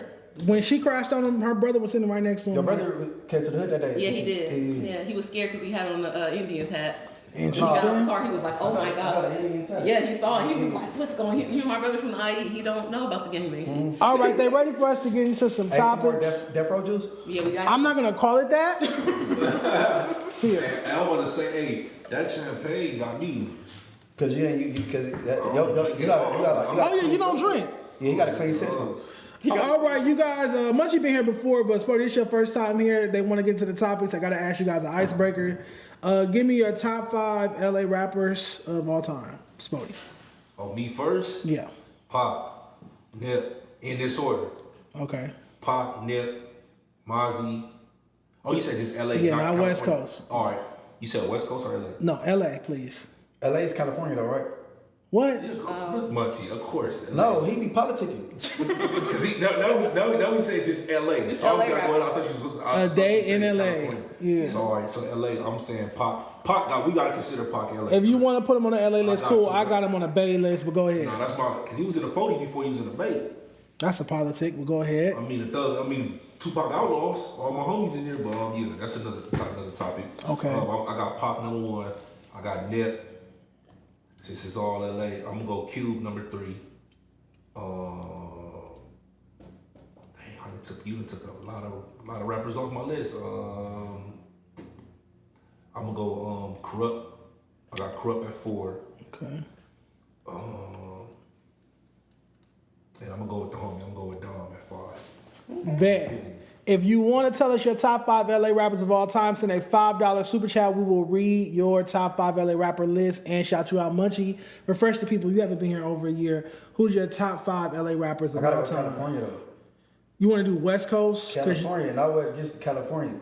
Because LA is hard. Yeah, we don't have a lot of rappers. Go ahead, Munchie. LA got 50 great LA rappers. Because like you said, I'm Shout gonna out to go Pac, Complex. because Pac was, you know, around the 40s and around Big Sight from IVC. IVC, yep. All right, Pac, Mozzie, Snoop Dogg, and I'm gonna go Lil Deuce and Frosty. I gotta go Inglewood. Putting some homies in there, okay. I'm surprised we got Mac up there. It was Mac 10. On them things. My top 10 all the time. For live. Well, I got 6 because Mac is number 0, bro. He put Inglewood on the map. He number 0. Then I got 5. Okay. He go without saying. Mac 10. Yeah, he got a classic self-titled debut album. My top 10 all the time. Niggas sleep on this. People do sleep on Mac 10. Man, Definitely. Hey, yeah, that's a violation on my behalf. Let me get both of you gentlemen's opinion on the current state of LA rap. You guys see me talk about it on podcasts and social media all the time, but how do you guys feel about LA rap in 2026? What's good? What's bad? What's going on? I don't think we ain't got like a sound no more. Like our sound was like the G-Funk type, you know what I'm saying? Okay. So we ain't got a sound, so you got like artists sounding like Atlanta people or rapping like Detroit. We ain't really got a sound no more. But then when somebody do come with a sound, you got people like Dejon, hey, you biting. Like somebody got to start the wave, you know what I'm saying? Mm-hmm. So you got Dejon making Drakos with Munchie up out of the air. All these I didn't make that. All these little babies. And that pissed, no, I did not. That pissed me off because I did not make that. I just reposted it. I did not make that. I didn't even know how to use AI at the time. Somebody shooting out the car, you don't know, buddy. Somebody made an AI meme where they had Draco and a bunch of baby Dracos, Blue Buzz Clan, R3, Rimble, and Munchie B. I did not make that. I screenshotted it and reposted it and tagged the person who made it. But thanks a lot. But Draco created a wave. Yeah. So if he created a wave and he got these people that follow suit, that's gonna be evidently like eventually the new sound. You know what I'm saying? Because it got to go somewhere. Or you know when it was Frosty, Suspect, and Ralphie, Draco. Then that's all the same wave. Yeah. Yeah. Then after that came Blueface. Like I mean, we gotta start somewhere. Somebody got to kick it off. I personally, I love the direction, man. I love where it's at. I just feel people want to be. A lot of times, people in LA want to be something that they're not. Meaning, like they don't accept our sound. They think it's old fashioned, like you do. You think it's outdated. Yeah. I don't. I'm a traditional person. I love old school West Coast music. I love it. And then I think that it's incorrect me to be saying like LA don't have a sound. Shout out to Mozzie. I think Mozzie got his own sound. I don't think he sound like nobody. What do you think? Oh, sorry. No. I think Blue Bloods. I don't think Blue Bloods sound like nobody. I think they sound like Draco. They admitted to that they influenced by Draco. They made like they tweaked the Draco sound. Yeah, they tweaked it, but they Draco and Ralphie in essence. At their core, they're Draco and Ralphie going back and forth on songs. But they tweaked it. They made it more lady friendly. They made him a little bit more party friendly. So they added new things in the pot, but same sauce. So them also. When Blueface was high, I don't think nobody sounded like him. Almighty Suspect and Frosty. That's all Blueface is. That's all. He's re-rock Suspect and Frosty. Man, he was more successful with it. Man, so if you take my dress code and get more bitches with it, you still got it from me. You still stole my swag. You still got it from me, bro. Yeah. It's still a sound then. It's still a sound. I never said we don't have a sound. I said our sound don't make it past Arizona. I never said we didn't have a sound. Because let's look at YG. When the last time he had a real charting single? What are you talking about? I'm just saying the song. He just dropped something. Toxic? I'm looking at you. Toxic. But listen, nobody was rapping like YG. Same thing with Tiger. I don't think Tiger was sounding like nobody when he came through neither. Tiger was taking what YG and Joe Moses were doing and watering it down and making it commercial. To be fair though, Moses, I don't think nobody sounded like Moses. Yeah, Joe Moses, the original Ratchet. He took what them jerking kids was doing and mixed it with some gang banging, and he made a Ratchet music. That's what Joe Moses did. Era, but he wasn't before them. Go bitch. No, he popped up at the same time. No, they was popping up at the same time. The kids was jerking. He was too old to be a jerking rapper. Wait, YG had that West Side 4 Figures and that Tootin' and Booted. That Go Bitch came later. No, Go Bitch came out 2010. And that came out before that. No, Tuna and Booty. Fingers? Yeah, but Tuna and Booty came out around the same time.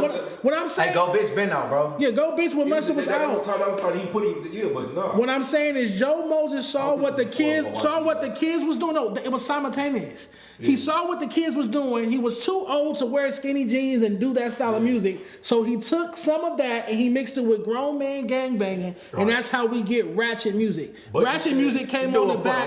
Yeah, ratchet music came on the back of Jersey music. What I'm saying is, you said that we don't have a sound. I'm pointing out 10 different styles. LA. Maybe you saw a video of Morris Chestnut or Tyrese Gibson saying LA don't have a sound and mistook it for me, but I've never said LA don't have a sound. No. I said LA. You said the artist is basically trying to be like somewhere else, and our music is outdated. No, I think you're responding to me because I said like. No, I'm talking about him. I'm saying I'm saying our sounds for the most part don't make it past Arizona. I never once said we don't have a sound.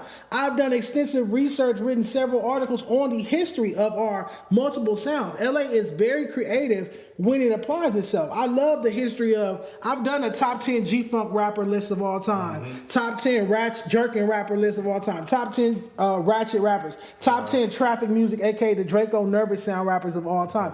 I've broken down the different subgenres and eras. I'm saying what comes next. No, he did. As of recently though, we talking about recent. I'm not talking about Blue Bucks ain't making it past Arizona. No. Blue Bucks is regional artists. Okay, I have a question for both. Blue Bucks can't tour. Blue Bucks couldn't tour and do shows in Atlanta, Miami, Houston, New Orleans, Baltimore, Philly. They couldn't do it. Most LA rappers drop tours, where the dates at? The farthest they go was Mozzie can't go. Mozzie's not LA. I mean, that's kind of. I told you be politicking. Okay, look, we got Tyler the Creator, we got Kendrick, and there's one more, and I'm missing Doja Cat, there we go. Watch this. Now watch this. Count two of those. See, now look, exactly. See, that's and see, look. No, tell us why, because that's my question too. Tell us why. Why is it? Why aren't those people considered LA rappers? When I put them on the report cards, people be like, "Why do you have Tyler on the report card? Why do you have Doja on the report card?" They are LA rappers. She's from Tarzana. She's from Tarzana. And then Doja Cat, come on, bro. You ain't never. Inglewood is in Los Angeles County. I'm born and raised in Inglewood. That's cool, but you said that's not LA though. It is. It's Los Angeles County. Now you said Los Angeles County. No. So if you gotta go California. Long Beach is on LA County. Yes. Well, I wasn't doing it. I could have some other rappers. I put all those areas on the LA rap report card. I would have had DJ Quick in my top 5. Even I didn't know that. I didn't think you was thinking incorporated physical city of Los Angeles. When I say a day in LA, I'm talking about LA County. Say that then. You got to be more specific. Okay. Because I don't count. I don't look at the San Fernando Valley or San Gabriel Valley as LA County. Period. Valley Side 818. We rocking the merch. I'm as LA. Period. I look at them as San Gabriel Valley or San Fernando Valley. They LA County. That's LA. That's LA. They not even gonna tell you they LA. I'm always been. We rocking Valley merch. I know, but it's not LA. I'm always been a rose and just say California, bro. I gotta go against Dejon on that one. Yeah, he be politicking heavy. I do too. You trying to enclose us? A person from San Fernando Valley is not going to tell you that he's from LA. Yes, they are. They're from the Valley for sure. For sure. But if they're a rapper, they are an LA rapper. Because they're forced to. Because they can't claim the Valley because nobody's put it on yet. It's not cool enough. That's why we need Bonnie from 818. Well, I already got the signs printed up, and I'm not getting new signs printed up. So this shit is a day in LA. I'm not printing up a day in Cali. I have a question for y'all about the rap thing though. Because you guys are both members, how do you feel? Because my opinion about LA music is it's not necessarily about the sounds or the beats like Dejon presses as much. I think it's the subject matter. Nobody wants to hear you dissing local things, local people. We can't relate to that when we in New Orleans, when we're in the other places in Atlanta, all of that. They may be talking about beef, but they're talking about it in a way that it's like, oh, it's the ops, it's this, so everybody might feel like they have one. Our music is so specific. Fuck them niggas on the south side. Like, oh my God. That ain't true because other people, they be chatting and don't even know what they saying. Because like, the whole world talking about, I ain't from 63rd, and they ain't knowing that's disrespectful. Yeah. But so we from California. If I say something about rest in peace, like he from Vernon Ave, like something Vernon Ave, like they'd be in Mississippi, disrespecting Vernon Ave, don't know they doing it. Like I learned like you could talk about some killer shit, just make it sound fun. Yeah. There's that. There's a quirk to it. But most of our music, we don't really do that. Like that 50-50 yard song. Hate it. I never heard it. You're a big homies on the 50-50 yard. How that are shit we is gonna play bullshit. that out? Like, most of us don't even know what that means. I have no interest, bro. I never hit play on that shit ever. I think what it is because people always bring this up like, oh, you don't get on rappers from Chicago and different areas for making gangbanging music. The difference is we've been doing it since the 80s. Okay. So when you have a region that's been talking about gang banging and gang culture since the 1980s and it's 2026, I think it gets a little stale and dusty at times. Versus a region that just started talking about this shit 10 years ago or 15 years ago. After 20, 30 years, it's going to be dusty and stale for them too. People going to be looking at them like, damn, y'all can't rap about something else. I feel like we just had decade after decade after decade after decade of LA rappers rapping about gangbanging. That's the reason why YG dropped a single with Pay Gotti called Gang Business 2 weeks ago, and it brought it back. It didn't chart. What are you talking about? It got them popping. How? It didn't chart. Phoenix Flex's song is on the charts. Phoenix Flex's, no, it's a banger, but it's not a hit. YG don't need a banger. YG need a hit. He dropping an album tomorrow night, and if that album sell 8,000 copies first week or less, like his last album did, it's over with for YG. No. YG don't need a banger. YG needs a hit record. Following all the pop out and all of that shit, the West Coast making a comeback, we need people like YG charting. Hey, let me tell you, can I tell you what YG problem is? What's up? He an introvert, and he don't do interviews, like he don't even like to talk like that. Now you blaming it on his son. No. He could go anywhere he wants to. He choose not to. He can go on Wallow and Gilly. He could go on Breakfast Club. He could go to these places, and he don't. Like everybody else doing the celebrity thing, the rollout thing, as far as press. Right. He just recently did it with Wallow. It was him, Mozzie, and Yeah, YG does need to be more of a personality. But that's just him. He an introvert. And take the record. I don't care what type of rollout YG does. YG be putting money towards rollouts. He be doing content. He be having nice music videos and all of that. YG doesn't have a record. He keeps making songs about gangbanging, and then when he makes songs that aren't about gangbanging, they're not a good single. YG needs another Big Bank type record, or he needs another My Nigga type record. But guess what? Mustard. Go to what was working. You went against what was working. Mustard playing tennis. And that gang shit was personal because you already the bald head Predator face dude, the nigga that's 50 with acne. He like. Wack. Yeah, he addressed him in that verse. Like it was like kind of like it was personal. You know what I'm saying? Okay, when he was talking about never been a crib. Yeah, like he touched on the gang and stuff like that. And like, but hey, no. I think he should do more shit for the females. Every time he do a song like that's like R&B thug, it hit. I don't think it'd be the best lead single. I think he should do a summer record. I think he needed an up-tempo summer party record. He's the king of that. I hate that Little Vader and Chef Boy. I hate when they try to do it, but he's one of the originators of that. I feel like he needed a well-crafted party scene. He needs somebody to A&R. He needs somebody new to A&R. He definitely needs Mustard, but I'm telling you, Mustard is not interested in doing that. If so, Mustard would have did it. You got to understand, after Mustard produced My Crazy Life, remember, he didn't get paid. And remember, him and YG ran that fade. If you know, you know. Him and YG ran a fade after Mustard didn't get paid from doing My Crazy Life. You really believe they ran their fade out though, guys? I vividly remember the whole timeline back in 2015, late 2014, talking about YG and Mustard just ran a fade over that situation. And we never saw another Mustard produced album. Even Just Read Up 3 only had like two or three. Big Bang, not Mustard? That's a single. I'm talking about an album. I'm talking about him locking in with Mustard for an entire album like he did My Crazy Life. I'm going to say this. Remember, Still Brazy was DJ Swish. I think him not getting paid, that's cap. Because YG was under CTE at the time, man. It was going to get paid. No, he was on... First off, YG sat on several interviews and complained about how Def Jam had him in a slave deal and how he wasn't getting paid. So if they're not paying the artist... No, that's facts. But so you saying... Because My Crazy Life came out through... CTE, which is the imprint. That's an imprint. That's a sticker. He went through Def Jam to get to YG, and then like, you know what I'm saying? Yeah, no, but it wasn't like a distribution. It wasn't like a distribution deal. Like, oh, I have YG signed to CTE, and I got a distribution deal. YG was signed to Def Jam. YG signed to Def Jam for $20,000 of like a 5 to 7 project deal with Def Jam for $20,000. That's why he said it was a slave deal. I know. Jeezy gets like a finder's fee, whatever advance get cut, he get his percentage off the top. Being CTE, it's just a sticker. It's an imprint. It's not like a joint venture or something to that effect. If Def Jam is not paying YG, what the fuck make you think they was paying their producer on the album? So I think, in my opinion, this is just my theory, I think that Mustard Wood feels like I'm never going to produce another YG album from start to finish unless I get paid up front. Because I didn't get paid for it last time. And his first and it was some great music. That's why I feel like we're never going to get a Mustard executive produced YG album. But we'll see what YG's new album does. This album is called The Gentleman's Club. It drops tomorrow night. We'll see what it does. Sam and I will come back and review it. Before we move off this, what's our first week sales prediction? His last album sold 8,000 copies first week. What are our first week sales predictions? I got 15, man. 15 to 20. Vince Staples just sold 14. Yeah, I definitely I got YG over there. I got him released at like 20. Vince Staples sold what? Vince Staples just sold 14,000 copies first week. Shout out to him, because that's a lot too. Shout out to him. Well, Vince Staples normally does around 20 to 30, but he's independent, so it dropped to 14. What do you say, Tam, for YG's first week sales? I'm going to give YG, same thing. I'm going to go 10 to 15. Instead of 15 to 20, I'm going to give him 10 to 15 because it's a dark time. Munchie B. You said first what? First week sales predictions. YG's Gentleman Club album. I'm going to go 30.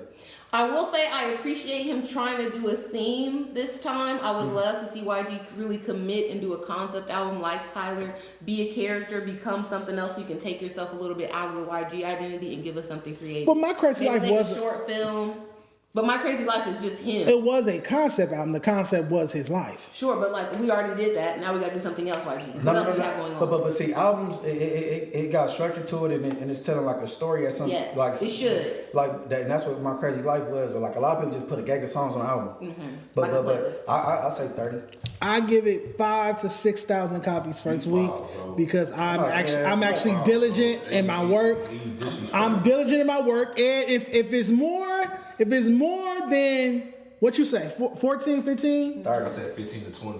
If it's more than 15, I owe Spoetyface 25 diamond push-ups live on this podcast. Oh my God, diamond push-ups. Diamonds. These niggas asses. This shit crazy. All right. Before Munchie B gets out of here, you ready to play West Town? Let's go. So basically, we're gonna give you two gentlemen an option, two West Coast options. This ain't Drink Champ, so you can't say both. You have to pick one or the other. Hopefully, this caused a lot of strife in your life. People get upset about what you chose. Tam, you got it pulled up? Yep. Could you screenshot it and send it to me? Yes. Would you like me to ask the first question? Please. Okay, guys. Ice Cube or Snoop Dogg? Snoop. Cube. All right. E40 or Too Short? 40. Man, that's hard. Oh, both, even Snoop. Can't say both. You said 40 first? I'm gonna go 40. Okay. Dr. Dre or DJ Quick? Quick. I'm gonna go Dre. Okay. YG or Tyga? YG. Sporty? I'm gonna go YG on that one. Okay. Go YG. RJ or Joe Moses? RJ. JM, man. I'm going Joe Moses. Dom Kennedy or Tyler the Creator? Okay. I gotta go Dom to Tyler Creator saying that gay shit. I was gonna say you're not down with a little weirdo music. I can't recite his music if you gonna say something crazy the next line. Not every song is gay. Just in case. You're not fucking with it. Yeah. All right. Greedo or Kaylin for real? I gotta go Kaylin. Okay. That's what y'all playing for the ladies in the car? Yeah. I like it. He got some bang. Get your money, they go. He's so slept on, bro. He's way bigger than what he is. He needs a well-crafted single. He signed to Rock Nation, needs a well-crafted single, and his music is a little repetitive. He also needs vocal lessons if he's going to be R&B. And he should present himself more like R&B. Shout out Greedo too, though. Munchie, why every time you dance you have to gangbang? You watching Ash Bash's post? It don't matter what song it is. It'd be a natural little movie. Draco the Ruler or Nipsey Hussle? Nigga. Musically. Who make better music? Nipsey. Spoetyface. Man, rest in peace to both of them. I'm going Nip though, man. I got number 2. Nip motivating. He giving game, dropping gems. You know what I'm saying? Got you. Go Tam. Right. Bino or Blast? Blast. Excellent, Blast. Go stream Labor of Love right now. Dope album. Blue Buzz Clan or Shoreline Mafia? You didn't get Sporty shit. Oh, I'm sorry. No, he said it at the same time. He said it at the same time. Oh, for real? Yeah. Oh, yeah. Personal jinx and all that. You said what? Who's the other? He said Blue Bloods playing the Shoreline Mafia. Blue Bloods. Real quick, Tam, because I have another one. Got you. Ralphie the Plug or Rimble? Rimble. I'm gonna go Ralphie. Okay. I'll beat your ass up with blue chucks on. AZ Chike or Rucci? Oh, you said who? AZ Chike or Rucci? Man, I gotta go Rucci, but I love Chike. I don't. Who you say again? I don't know the first one. You don't know who AZ Chike is? Game time. Pickable. Yeah. On the GNX album, Kendrick Lamar platformed him on his album. I'm familiar with his music. Okay. Man, Chike dope. Last one off the list, Tam, then you can do the rest of the list. Big Set 1900 or G Perico? That's hard. I'm Man. go for the music. Man, I'm go Perico, man. Hey, if I gotta go music, cause I can't just be thinking gang banging politics Strictly all the time. music. Yes. Munchie. Who told him that one to matter? Dan LA podcast. Okay. I gotta go Big Sad.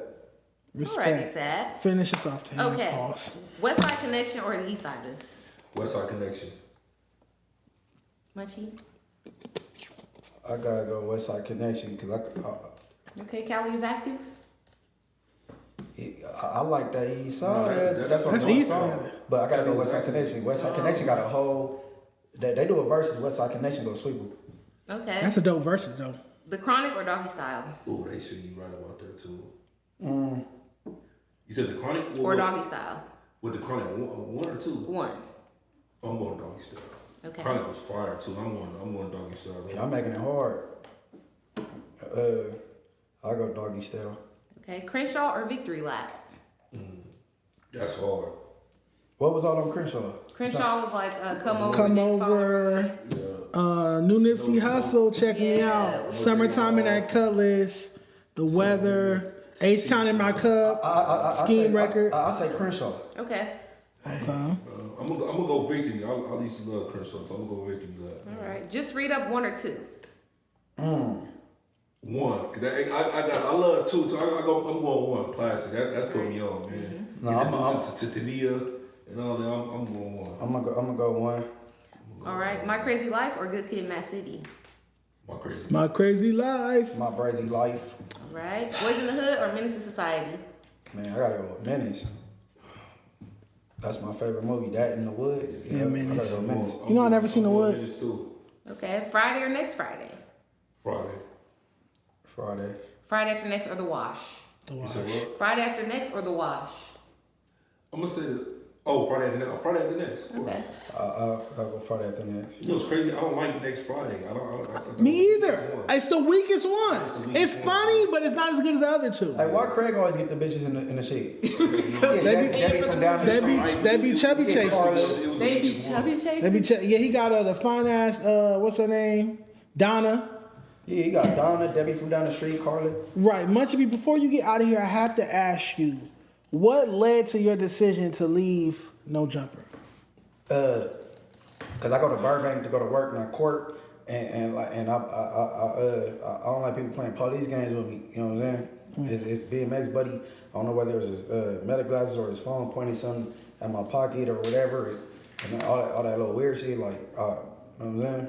Too fanned out. Yeah, I could see if it's like some No Jumper cameras that cost something I was supposed to have on there, but it like why is you recording during a podcast anyway? Like, just chill out. You know what I'm saying? And then like then you got this dude Flakko. He be threatening me and shit. Talking about, oh, you come out and I'm at the police raid and all this shit. Then even with the reveal, like when he was naked, talking about, yo, call my PO. I'm not even on probation. Like, just all this little police games being played. Like, I ain't got time for that shit, bro. If you ain't go check your BMX buddy or this weirdo Poetik Federal, at least chastise him about it. Like, man, leave my, you know what I'm saying? Like, come on, bro, leave him alone. He here to work. Like, you got these things planned. But I don't think it was malicious on Vail part. I think he was on a viral high. He just went from for the fight 12K followers to 90K, and he just, you know what I'm saying? Yeah. And I don't think his intent was malicious, but either way, like, come on, bro. So after I noticed what happened, I hit the group chat. I'm like, damn, Adam, your boy, he in that group chat. He only work for No Jumper. Like, yeah, your boy recorded me and shit. He's like, well, the better question is why you have something in your pocket. Man, all right, fuck that. I'm out. So that's cool. I'm out of here. Am I lying? You're lying. That's what I put. I'm all right. I don't know what kind of shit was talked after I shook, but bro, I probably, you know what I'm saying? Niggas probably talking shit. I don't give a fuck. What do you say about the narrative that you're going to go back and work there again, like you did last time that you quit? No, I'm cool. I'm happy. I'm big in it right now. I mean, I ain't heard no, but hey, shit. If we talking some nifty numbers. Okay. You know what I'm saying? If we talking some increments. Yeah, the increments. some increments like cause I need some hazard pay, bro. If I'm a risk, it ain't even an environment. Oh man, hey bro, cause J Hood, I don't feel, bro. I think J Hood, I think he was on some substances. He was kind of like hyperactive. You know what I'm saying? That ain't even no J Hood shit. I know Wack harmless. You feel me? I'll take Dejon Paul more serious than that nigga. Like, and he gay. I think y'all should squabble. You want to see me and Wack fight? Yeah, he gave my balls. He would have to verbally disrespect Tam for me to want to fight Wack. He already did. He talking about some gloves off. So what do gloves off mean? You calling everybody else? Yeah, no.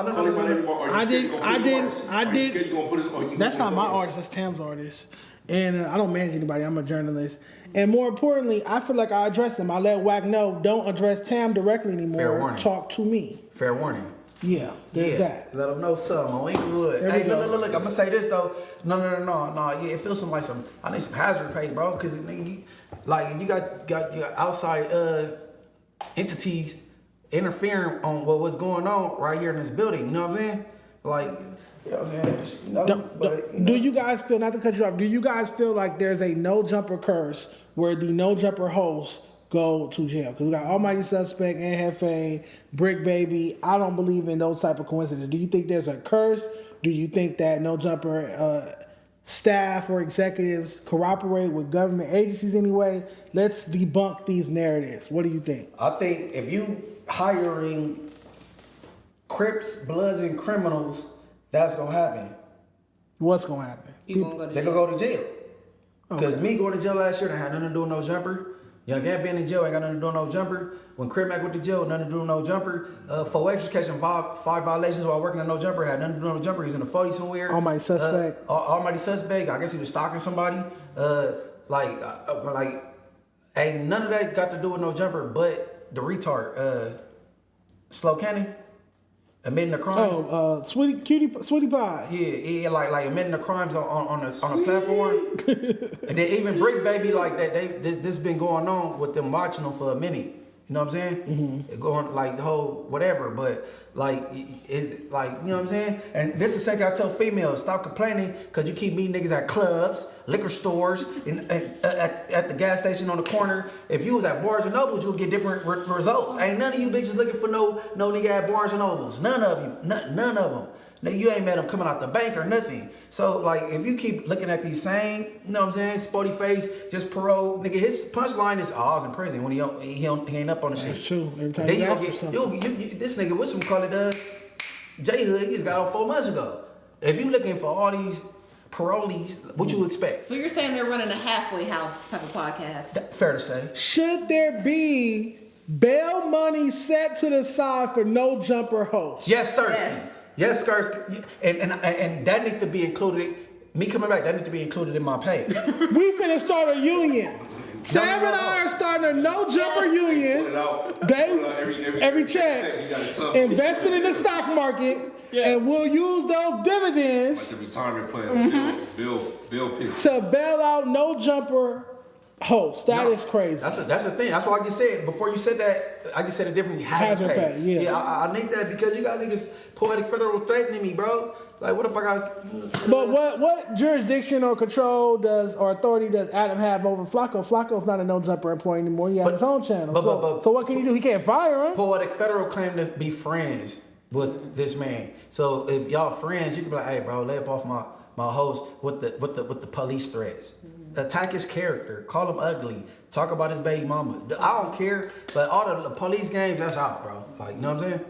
So basically, you want to see Adam give a call to Flakko and say, ease up on the police games. No, cease the police games with Munchie if you could as a favor to me. I can relate to that with my situation with FMW. I always wanted to see T-Rail or AD or Pun or somebody call one of their homies and be like, could you probably ease up on the gay jokes with Dejon? He's over here to try to do his job. So, but let me ask you something. Why do gay jokes bother you if you gay? Because I don't want to hear it all the time. That's not all I am. You get what I'm saying? I'm also intelligent. I'm also a great music journalist. I'm also funny. You know, other things. I'm a great friend. You get what I'm saying? I'm a big brother. You get what I'm saying? Like, overstood. There's other things about me. So if every time somebody's talking about me is, oh, he's a FAG, he's this, he's that. It's like he's a mook, he's this, he's that. Am I not supposed to feel away? No. Overstood. I definitely understand that. That's like people making blind jokes all day about you, or just with me black jokes. I don't like that. I mean, I'm immune to the blind jokes and shit. I ain't even tripping. I got a call up sense of humor. You get me? I ain't even tweaking, but it's different when with him in this situation. Like, you know what I'm saying? It get tiring for sure. It get tiring, and it's like I don't really know you niggas. Some of these niggas making jokes about me I've only met one time or two times. And it's like, it's a difference. You can tell when somebody telling a joke, cracking a joke to make you laugh versus when somebody cracking a joke to try to like insult you. As a man, you can pick up on the energies. So you know how black people talk. Yeah. Especially coming from the inner city, you grew up in Inglewood. Does this bother you? Like, for instance, like a couple minutes ago on Munchie, like, oh, that's some gay-ish. No. Because you know how people talk like, not even, yeah. you know, that's just... I say that. Yeah, all right, yeah. Yeah, no. I'm not eggshell like that. Don't call me the F word. Yeah. Don't call me a mook. Don't talk underneath my clothes. I don't sit here and talk underneath my clothes. So why the fuck would I want you sitting here talking underneath my clothes? I don't walk in the room like, hey, y'all, I'm gay and switching and sashaying and you know, heels and all the, you know, gay shit. That's not even how I present myself. Yeah. So when I was at FMW, I was just like, why do y'all keep hampering on that? And I sat down with the owners of the company on November 9th, 2024, all 4 or 5 owners of the company on camera. I said, could you guys cease with all the gay jokes? They gave me their word they would stop, and it kept going. So that's why I crash out and I talk the way I do, because I sat down on camera and asked these guys, look right here. Look what pops up. First thing that pops up. John Paul, no more gay jokes. This is literally still up on their page. What does that say, Sporty? No more gay jokes. Don't shame me for being gay. Jean Paul is tired of the gay jokes. 30,000 views. What they put on it? A picture of me in a rainbow and left it up. This is proof that I sat down with these niggas and said, could y'all please stop with the gay jokes? And they still kept doing it. So I can understand what Munchie is saying when he said he asked the boss to check somebody that he's friends with or works with about harassing him, and he don't do it. So I respect Munchie B's decision to leave No Jumper. And you're saying you would go back if the pay is right, if the increments is right. Hazard pay. And there's hazard pay, and they got some bail money set up for you. Yeah, man. Like it belong to me. I hate that song. I hate sex trafficking music. I'm tired of LA Pit music. Oh, he hates me. He wants to fight me. All because I said I don't like his song. Let him sign, bro. Dude. Put it in my hand like it belonged to me. Banger. Let him get his sign. So you say you didn't like his song and he wanna struggle? Yeah, he be in my comments talking about he want to fight all the time. I'm like, bro, all I said, I don't like your song, but I guess Tam. That's Tam shit though. Everybody shit right now. No, but you got your own opinion. You know what I'm saying? Everybody, but I'm the first person on the West Coast to critique music like this. You guys can't name another person that was on the West Coast openly critiquing rappers ever in history. All West Coast people did, media-wise, journalist-wise, was big up West Coast artists. West Coast, let's go West Coast. This the motherfucking West Coast.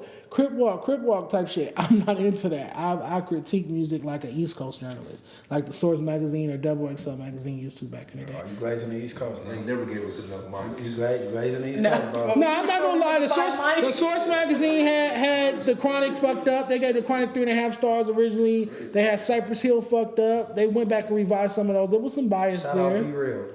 Sure. There was definitely some bias. Munchie, you said you got to go at 8:30, right? Yep. It is 8:40. Oh, yeah. Thank you for coming, Munchie. Shout out to the mayor, man. Yep. Thanks for having me and all that. Absolutely. I'll be back on Morals Over Money whenever you call. Oh, yeah. Shout out to the mayor, man. Hey, you got to put over Dejon, though. I got to have that both of y'all. Okay, for sure. You remember how to get out? Would you like me to help you? Okay. Alright, somebody on my head. They know how to get out? Yes. Okay. And happy birthday. Happy B-Day. Tell your little homies to start me out too. We got more champagne? A little bit.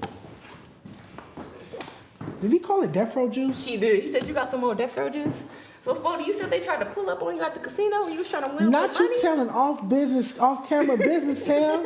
I didn't know. But I'm messy, Spoetyface. It's the Death Row juice. I'm sorry. He just said tell your little homies to stop me out. That's what made me think about it. But he didn't give specifics. I'm sorry, Shorty. My bad. Yeah. Let's give Adam 22. Speaking of messy shit, I got messy shit for us to talk about. I got banned from back on Figg. Oh, did you know? I didn't know that. I was in prison. I'm trying to tell a lot of this out there. So all the beefs and stuff like that, I'll be oblivious. This your cup of That's coffee. mine. Where's my cup? I really don't know. Where's my cup?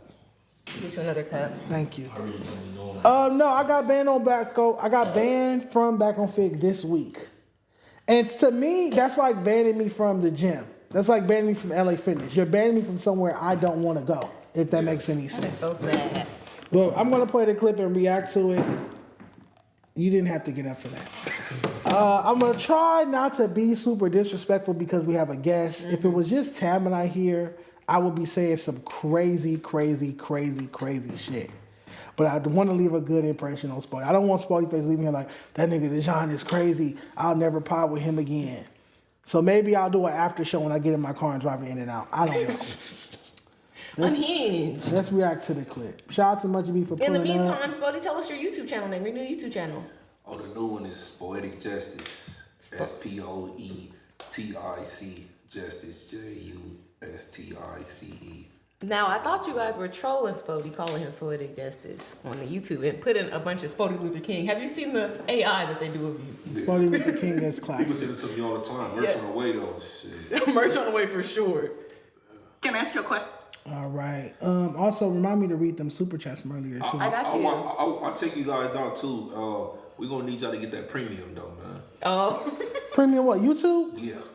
Munchie, you gonna talk? Spoty, you gonna talk about me like that on camera? Yeah. Spoty says, because I be seeing you say, yeah, I'm cheap. I don't get it. You don't get that premium, man. It's $10. Man, y'all making too much money. You saw me just pay that Canva bill to make that thumbnail. I'm finna call it back and dispute that. I don't use no damn Canva.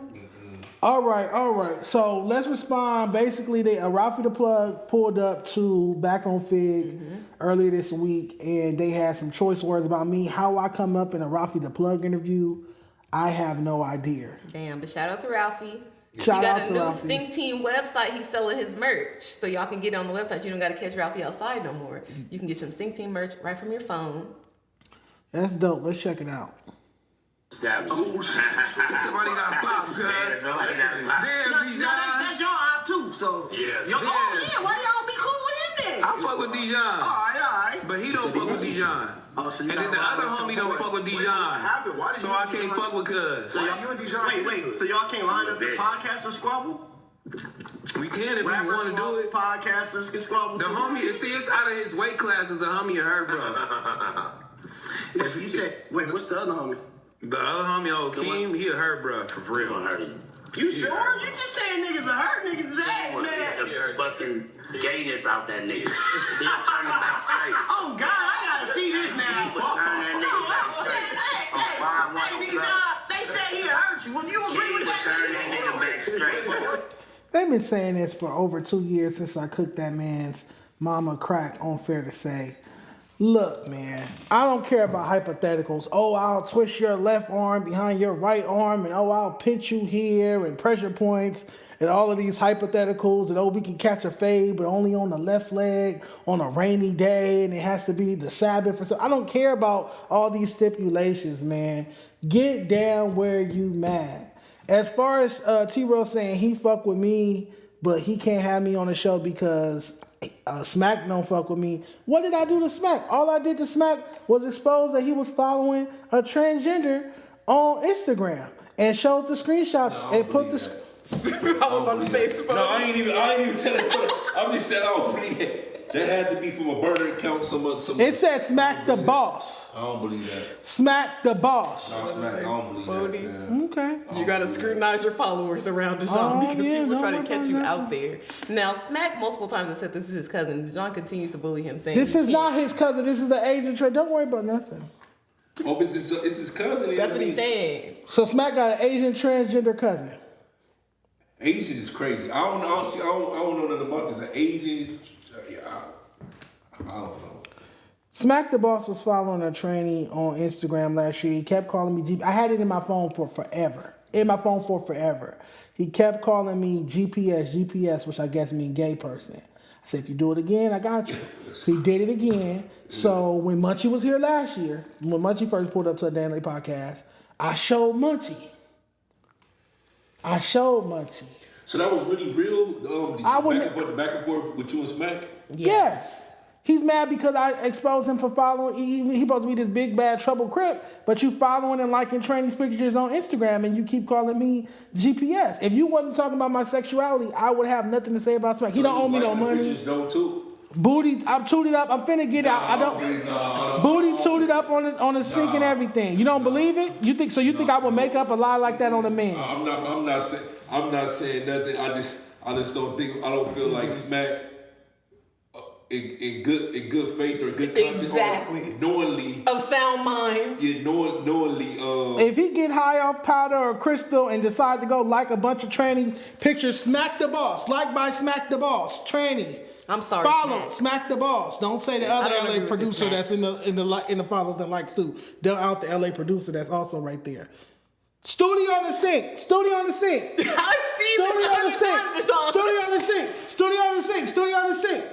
Studio on the sink, like by Smack the Boss, like by Smack the Boss. Dejon Paul don't tell lies. I would never play with another man like that. I'm from the hood. Why would I put that smut on another man's name if he not? That's his cousin though. This is not Smack, motherfucker. This is an Asian. So Smack got an Asian tranny cousin named Larry. He said her name was Larry. Goodness. Is this Larry? This is Smack cousin Larry. First of all, can't even, see, I don't want to be disrespectful. This a training. No, so that's what I'm calling it, training, or that's what I'm calling the motherfucker a training. Right, so since you did it, it's all right for me to. Yeah, go ahead. Give you a pass. Pride month. So the training, it looks Asian. You think it's Asian, or is it saying that? Because you know they be having different names. I'm just saying. That's not Asian. Look at them lopsided eyes. That's a Jap. Smack, I hate this. I'm so sorry. I zoomed off the studio and I went to straight face. Sporty is trying to say that the trans people have politics and they're race baiting. I don't know what's going on. But I don't think that Smack, man, out of his mind right. Nah, not Smack. Yes, man. Not in his right mind. Look, I can't speak to what mind he was in. I wasn't there when he liked it, Sporty. I'm just saying who liked it. Are those likes still there? Did he go and like him? No, he unliked him. He went back and unliked him because I told him he had to a certain date to unlike him or I was going to beat his ass. Oh. Was that not the prompt I gave him? Yes. I'm not saying that you did it because he told you to Smack. But maybe it was an accident. You never wanted to like him in the first place. I told him he had to a certain day. Remember, we were supposed to host that event together, the one he didn't show up to because he's scared. We were supposed to host an event together in May. I said, if I see you at the event and you haven't unliked this trainee's photos and unfollowed this trainee, we're going to fight. Because you can't possibly be calling me GPS, gay goddess. He wished that HIV AIDS death on me. Mm-hmm. It's on camera, on back on Figg with a Prize Picks logo on the screen. Mm-hmm. He wished I died from HIV AIDS death. You can't possibly be saying all this homophobic shit to me and then you're following and liking a trainee on Instagram. It's unacceptable. That's like a nigga putting a snitch jacket on you, but he got paperwork or he's a well-known snitch. You get what I'm saying? Yeah. You then have the right to say, nigga, you're the snitch. You get what I'm saying? It's not like you just woke up one day like, nigga, you snitch. It's like, no, nigga, he's accusing you of that. So you're talking about me being gay, and I got proof in my phone of you doing some gay shit. Now, the difference is I'm openly gay. You from Trouble Crip. You're not supposed to be doing this type of shit. Busted. Nobody wants to talk about that, though. Why? Stop tapping that phone. Next topic. Yeah, it's a lot more. I'm going to do a part 2 to me being banned for Back on Figg. Because also, did we not just get invited to Back on Figg by Sharky a couple weeks ago? Yeah. Did he not just send the address to Back on Fig to us and tell us to pull up Friday at 1 p.m.? Yeah. So Tam and I got invited to Back on Fig a couple weeks ago. So how did it go from that to, he's banned from Back on Fig, he's not allowed here? Well, tell your new co-host, Sharky, not to be DMing me y'all address, XYZ, and inviting us to your platform. Not that we was going to go. Well, Sharky was trying to be nice to us and have like a regular podcast. He was not trying to enter the politics, but they forced him. We can't have a regular podcast because these niggas can't look past it. It's like they never met a gay person before. It's like they never met Isaiah Rashad before. It doesn't make any sense. I ain't gonna lie. I went over there maybe a week ago. Super dope facility. I gave him a classic. Me and Munchie gave him a classic. We put up basketball games over there. Well, that was a dope episode. I saw some clips from it. I hope you enjoy Heather's Warehouse. You know that's Heather's Warehouse because T-Rail is bankrupt. But I hope you enjoy Heather's Warehouse. And yeah, why would I want to go to bankrupt on Fig? I don't want to. A nigga went bankrupt in his 30s. I don't want those cooties. I don't want to be bankrupt in my 30s. I don't want those cooties on me. If I want the power with Tiger's ex-boyfriend, I'll go ahead and say that. But anywho, I won't violate the way I wanted to because Spoty's here. Just know, you got lucky because Spoty's here. What's the next topic? The next topic is Smac's love drama. Dun dun dun. Smac, I'm sorry you're catching story after story today. I don't know what's going on. It's always Smac. You know T-Rail's clowning him in this video. And I really don't like that. I feel that Smac deserves a better friend because T-Rail is always there to kick you when you are down. I don't know if that's you guys' agreement for the pod, but I don't like it. I want to add context to this one. I want to show you the photo of his bitch while we react. Why are we doxing the girl?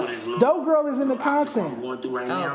That's Dope Girl. She looks like you, but fat. That's right, Smac. I want to get my own.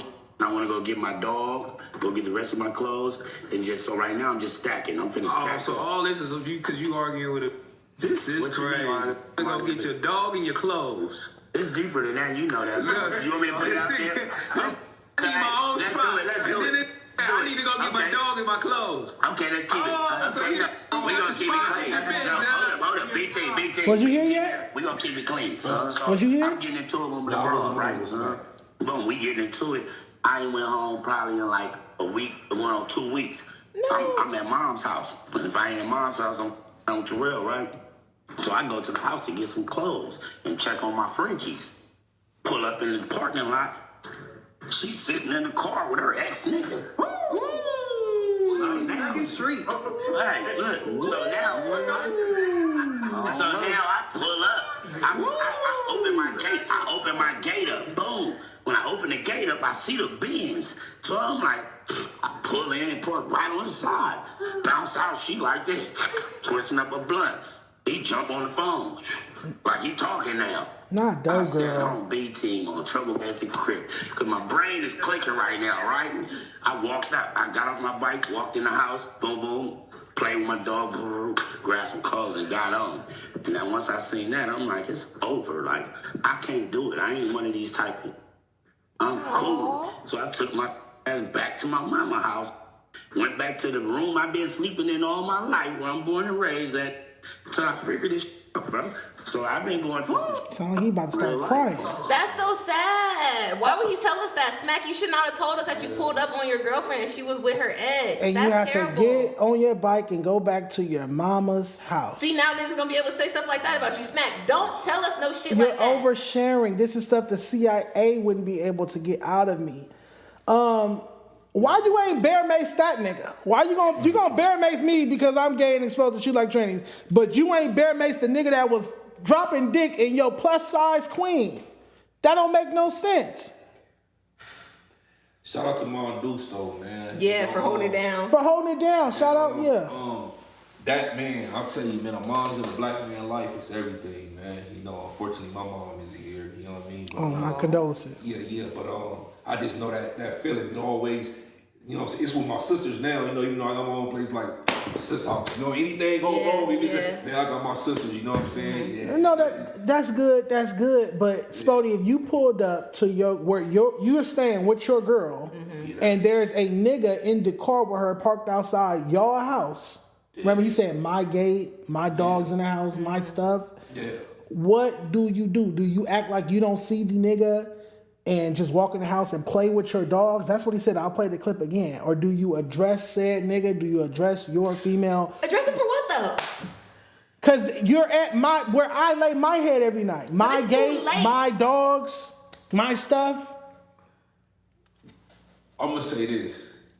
It depends, like, what's the situation with the young lady. Like, marriage, to me, marriage is everything. You know, just someone you just met a couple months ago, you sleeping, you just moved in quick, fast, in a hurry. That's the difference between your wife.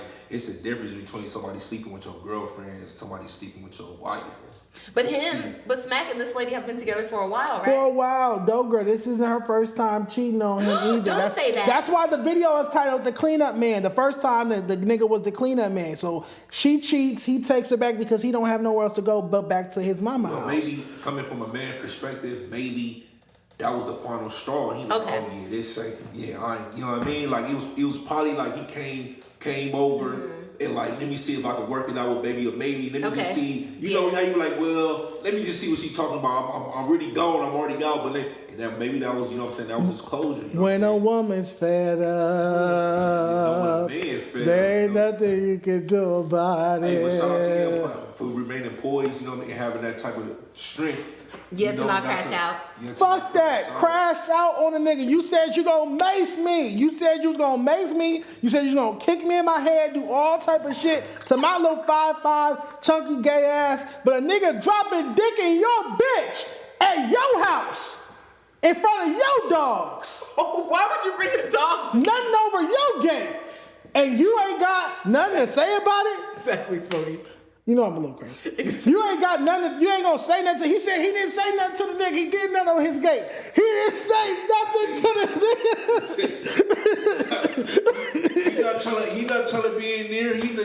Because he ain't got the girl who gonna belly him out. True. Mom, listen. put the house up. Nah, Mon Dukes. You know Mon Dukes. No, we ain't gonna put that type of pressure on Mon Dukes because he crashed out. A boy go to the hospital or the graveyard. Yeah. Smack in jail. You know what I'm saying? There's somebody else. And she will get a new boyfriend. Now watch this. Like, imagine if Smac's name was on the back on Figg LLC. Imagine if he had some actual ownership in those companies. Maybe he would have enough money to either A, have his own place to go back to, or B, bail himself out of jail. Because he said, I'm at Mom's place and then I'm fucking around with T-Rail. You're not insinuating that T-Rail is not giving him a proper compensation. He's definitely. He has insinuated that at length. You must not know who you fucking with. Back on Figg. I gotta stop asking questions. Yeah. I'm just trying to buy, man. I'm not. Back on Figg. Look. I'm just Smac LLC. I ain't insinuating nothing. I'm just trying to be a good. It's Smac on the FMW LLC. The Smac nobody cares. Because he's not on the LLC. Smac. This is 3 years ago. Smac not being on the LLC really isn't that crazy nor deep. This is the whole thing. T-Rail didn't put Smac on the LLC because of this shit. 3 years ago. Everybody knows Smac is not on the LLC for Back on Figg. Okay. They say it's like when your little brother playing the game, but you got his controller unplugged. No, Sev gave us something. Read what Sev said. Seven Armand said he can't be on the LLC. He get SSI and can't have income, so he's paid in cash. That's what he should have been. Let that fixed income go. Oh my God! I'm not even, man. Listen. That's one of their original mods. She from their part of town. Oranges in the chat. Oranges in the chat. So you telling me? I don't believe that. Nah, y'all think Smac? So you saying Smac? You saying Smac? You think Smac name is on the Back on Figg LLC? No, I don't know about that. But what I'm saying is, if you sitting up here telling me that he don't get proper compensation enough, because he's a big part of BOF. Yes. He's supposed to be a part owner of BOF, is what we're telling you. He said, "This is my company. This is my building. This is my set." He's supposed to be a part owner. He's there from day one. But okay, I would agree. So what I'm saying is, what you're saying right now, because this is news to me. Again, I was in prison. You was in prison. I forgot.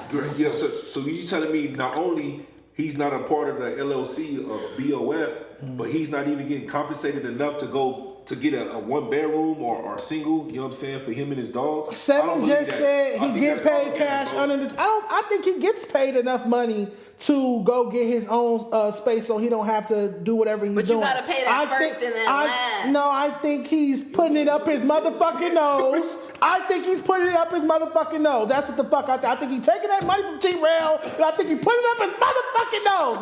That's what the fuck I'm saying. That's what the fuck I'm saying. That's what the fuck I'm saying. I think he's putting that shit up his motherfucking nose. That's why he always sounds coke the fuck up, and he always sounds and all that shit sniffing into the motherfucking mic. I know a J-Cat when I see a J-Cat. I know a J-Cat when I see a J-Cat. Nah, Smac he ain't walking around here with no runny nose. So what the fuck? So what the? You must have never listened to that pod. Nah, man. So what the fuck is he doing with the money T-Rail is giving him? Are you on T-Rail's side? Don't say stuff like that. I should write you up. Why would you take T-Rail's side after everything he's done to Smac? Man, shout out to Smac, man. Shout out to Smac. Yes. My heart out to now it makes sense. Man. You said he couldn't have been in his right mind when he was liking the tranny pictures, right? I believe that. He was coked up when he was liking the tranny's picture. Smac. We've seen odder things in the hood. Smac, I wish you a good summer. I know right now it's a little tumultuous as a person who, I got divorced a little while ago. So I know this transition stage. It's gonna hurt. But when you get that apartment, you're gonna bounce back on these hoes. Do you have any homegirls you hook up with Smac? I don't know. Because of our beef, I seen that Smac has a quick temper. And I don't know if I would set one of my friends up with him. It may be toxic. But I do hope that he finds a nice, sweet, calm yoga doing lady, somebody healthy. Don't do that. Don't say that. Please don't do that. Don't say that. He like them big. No. Why would you say that? Because dope girl is big. I'm not even saying that. I don't be appreciating when other women try to hate or cock block on their homegirls. They try to speak back. I don't like it. I'm not trying to cock block on my homegirls. Let them speak for themselves. You know what I'm saying? I'm saying that together they will go to jail. Smac is gonna yell, my homegirl is gonna yell. It's gonna be too ghetto. No, the bitches might like tranny chasers. Some bitches like tranny chasers. They like the domestics. They want the, you know what I'm saying? They You're roughed up by a tranny chaser. Now I'm gonna be subject to Smac's inner business because my homegirl will be saying, oh, he was cussing me out, so I cussed him out and we was putting hands on each other. This and that. Then we had sex. They could sign his cast on his foot. Look. Shut up. All right, we got another topic to talk about. Let's get to it. The Apollo officially responded to House Phone to keep you up to date on the topic. Do you know House Phone used to work in No Jumper? I don't know him personally, but I know you're talking about. No, okay, so House Phone, because of Mikey, it's really all Mikey's fault. I keep having to clarify this. Mikey. Mikey basically inadvertently exposed that House Phone had dealt with a transgender years ago, before I was even on No Jumper. Like years and years ago. This is an old topic. Nobody really brings it up. Leave it to the Apollo. You know who that is, right? No. Okay, the Apollo is Mac, Wab, Keen. They're like back on Figg. Oh, yeah, no, you talking about, They decided to bring... I'm talking about Showtime Apollo. My bad, I'm following you now. All good. Yeah. They decided to bring up House Phone dealing with this transgender years and years and years ago. Mm-hmm. This is what House Phone had to say, and then they responded too. But this is what House Phone had to say. Could you hit that door for me, Sporty, one last time? Damn hallway. Okay. This is what House Phone had to say. King specifically, you go get back at Dejon before you make any jokes about anybody.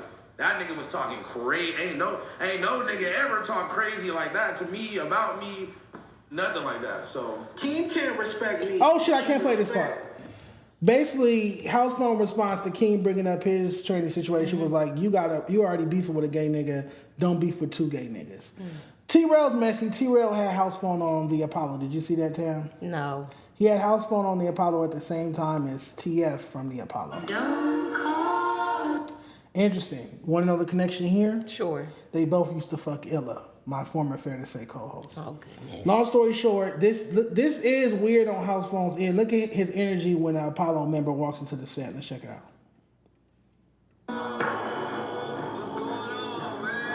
Look. They playing this music.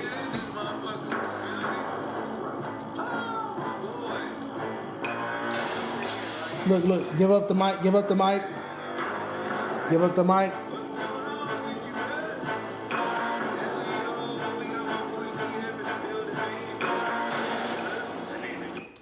So yeah, he's in a back and forth with Apollo. Apollo member walks in and he hands him his mic and turn down this energy. What's your take on that? Or am I overlooking into this? If it's somebody that is adjacent to people that was just talking shit about you and you're not that cool with, but you kind of in unfamiliar territory, what else are you supposed to do? I think that's the most respectful way to be like, I'm not about to pod with this nigga. Like, I'm keeping my mic. Take the mic. No, I'm keeping my mic. No, because it's like y'all invited me here and y'all on bullshit. That's how I would feel as house phone. So it's like, here, take the mic. I don't got nothing to say. Y'all already got me here. Like, you kind of make me look stupid. It's kind of crazy and ironic because I just went through the same thing. You know what I'm saying? How so? Well, when me and J Hood, I came in with my glasses off and everybody seen. It was obvious that I had different energy, even though I was still podding or whatever, but I was just trying to remain professional and get through the pod. But I didn't want to be there, nor did I wanted to be anybody's presence right there. But I was just trying to be professional. You know what I'm saying? And get to the pod. Yeah, you know, just get through the pod and stuff like that. But after going through that little experience or whatever I had, or that little debacle that we had. Okay, the back and forth between you. Yeah. It was just like my energy was off. Yeah. Like, you know, so I came in and they like, man, why Sporty ain't talking as much, even though I was still engaged and stuff like that, or why he ain't all shits and giggles, and you know, that's just me. Like, you know what I mean? When I get into it with somebody or have an altercation with somebody or back and forth, like I'm standoffish. So I'm like, yeah, we not cool. Yeah, like, you know what I'm saying? So you shut down? Would you say you kind of like shut down? Like, I don't have much to say. But if you around somebody that you really ain't feeling right now, and then it's like you forced to be in this environment. I mean, I don't want to say necessarily forced, but you know what I'm saying? You just gotta be there. Of course, you're not gonna have that same type of energy. Would you hand that person your mic? I mean, if it was, I don't know the text of that. I don't know what all went on with that. But I mean, if he had no mic and I had to pass it on mic, I mean, you could use someone else's mic. Your podcast was just making fun of me for my lifestyle sexuality. Mm-hmm. I'm up here to talk about that. Mm-hmm. Early in the episode, he's up there talking about that situation. Then somebody from that podcast that was just making fun of his sexuality walks in. Not him per se, but a cast member from that show walks in and you hand him your mic. I wouldn't have did that. I just wouldn't have did that. I mean, that's to me, I wouldn't have displayed that. If you ain't gonna pod with him, you might as well just start bombing on him. No, I'm more so like, what's all that shit your homeboys be talking? Why do your homies have a problem with my lifestyle? What does that have to do with them? That's what I would have been saying into my mic. I wouldn't have been giving you my mic. Oh, so to me, that's too submissive and docile. Before we do anything, I'm going to get mine off. Yeah, you're on the show. Because he didn't say it. TF didn't say the stuff about it, but you're on that show with them. Yeah. So why are your homies focused on my sexuality or XYZ? Especially, like I said, this house phone situation is not even worth being brought up. This is something that he did allegedly years ago. Well, has it found to be true? Yeah, it was found to be true. But again, we wouldn't know if Mikey had edited out the episode. It wasn't a live episode. So basically, Adam exposed them on camera when they had gotten to it about him sleeping with a trans. But Mikey was supposed to edit it out the show. And Mikey admitted that he forgot to or something like that, and he left that part in the show, so now everybody know house phone business. So we really should be whooping Mikey's ass. I'm sorry, Mikey. But I don't think that was probably Mikey's fault. I think that came from higher up. But for him to take the fall for it. I mean, not even take the fall. Just like, nah, it is what it is. But what I will say is, we gotta hold him responsible, because if you did that, how you mad that somebody exposing it? That's the type of stuff I don't like. Me personally, like, I don't care, because I got plenty of, you know what I'm saying? Want some more water? Yeah, please. I got plenty of gay people that's in my family. I'm not homophobic or anything like that. It doesn't matter my beliefs or anything like that. What I'm saying is, I respect an openly gay man for the simple fact, doesn't mean that I agree with it, but you saying, I'm openly gay, I'm gay. What I don't respect is people that's DL. I don't like that, bro. Like you know what I'm saying? Like, everybody else gotta come out and be who they truly are. And we placed under a microscope, and we like me. People call me, oh, he's an uneducated gang member, he's a convict, you know, I gotta stand in front of all that scrutiny. Okay. You know what I'm saying? He's a black man, he's a this, that, and I gotta stand in. I just don't respect a lot of people, you know, that be hiding from who they really are. And I think they hide for it for the wrong reason. Be open. If you did it, say you did it. So you don't think Adam was wrong for outing his friend at the time? For 1,000%. You don't think he was wrong? No, I do think he's wrong. You think Adam was wrong for outing him, and Mikey should have shouldn't have edited out in the first place. I'm so I think in this instance, two things could be right. I definitely think if that was Adam plan, I definitely think he's wrong if that was his plan, like to just out him and just don't care about his feelings and making content. I definitely think that was wrong, but I also think it's wrong for you to do something, you to engage in those type of actions, or that's who you are as a person, and then get mad at somebody. Yeah, like what you ashamed? That's who you are as a person. So I think people will make a mistake. I mean, have more respect for him. Yeah. If he just stood on it. If you was like, look, yeah, I did that shit. It was one time I wanted to try it out, whatever. It's done. I don't care if y'all think I'm gay now, whatever. Like, just to be more upfront about it.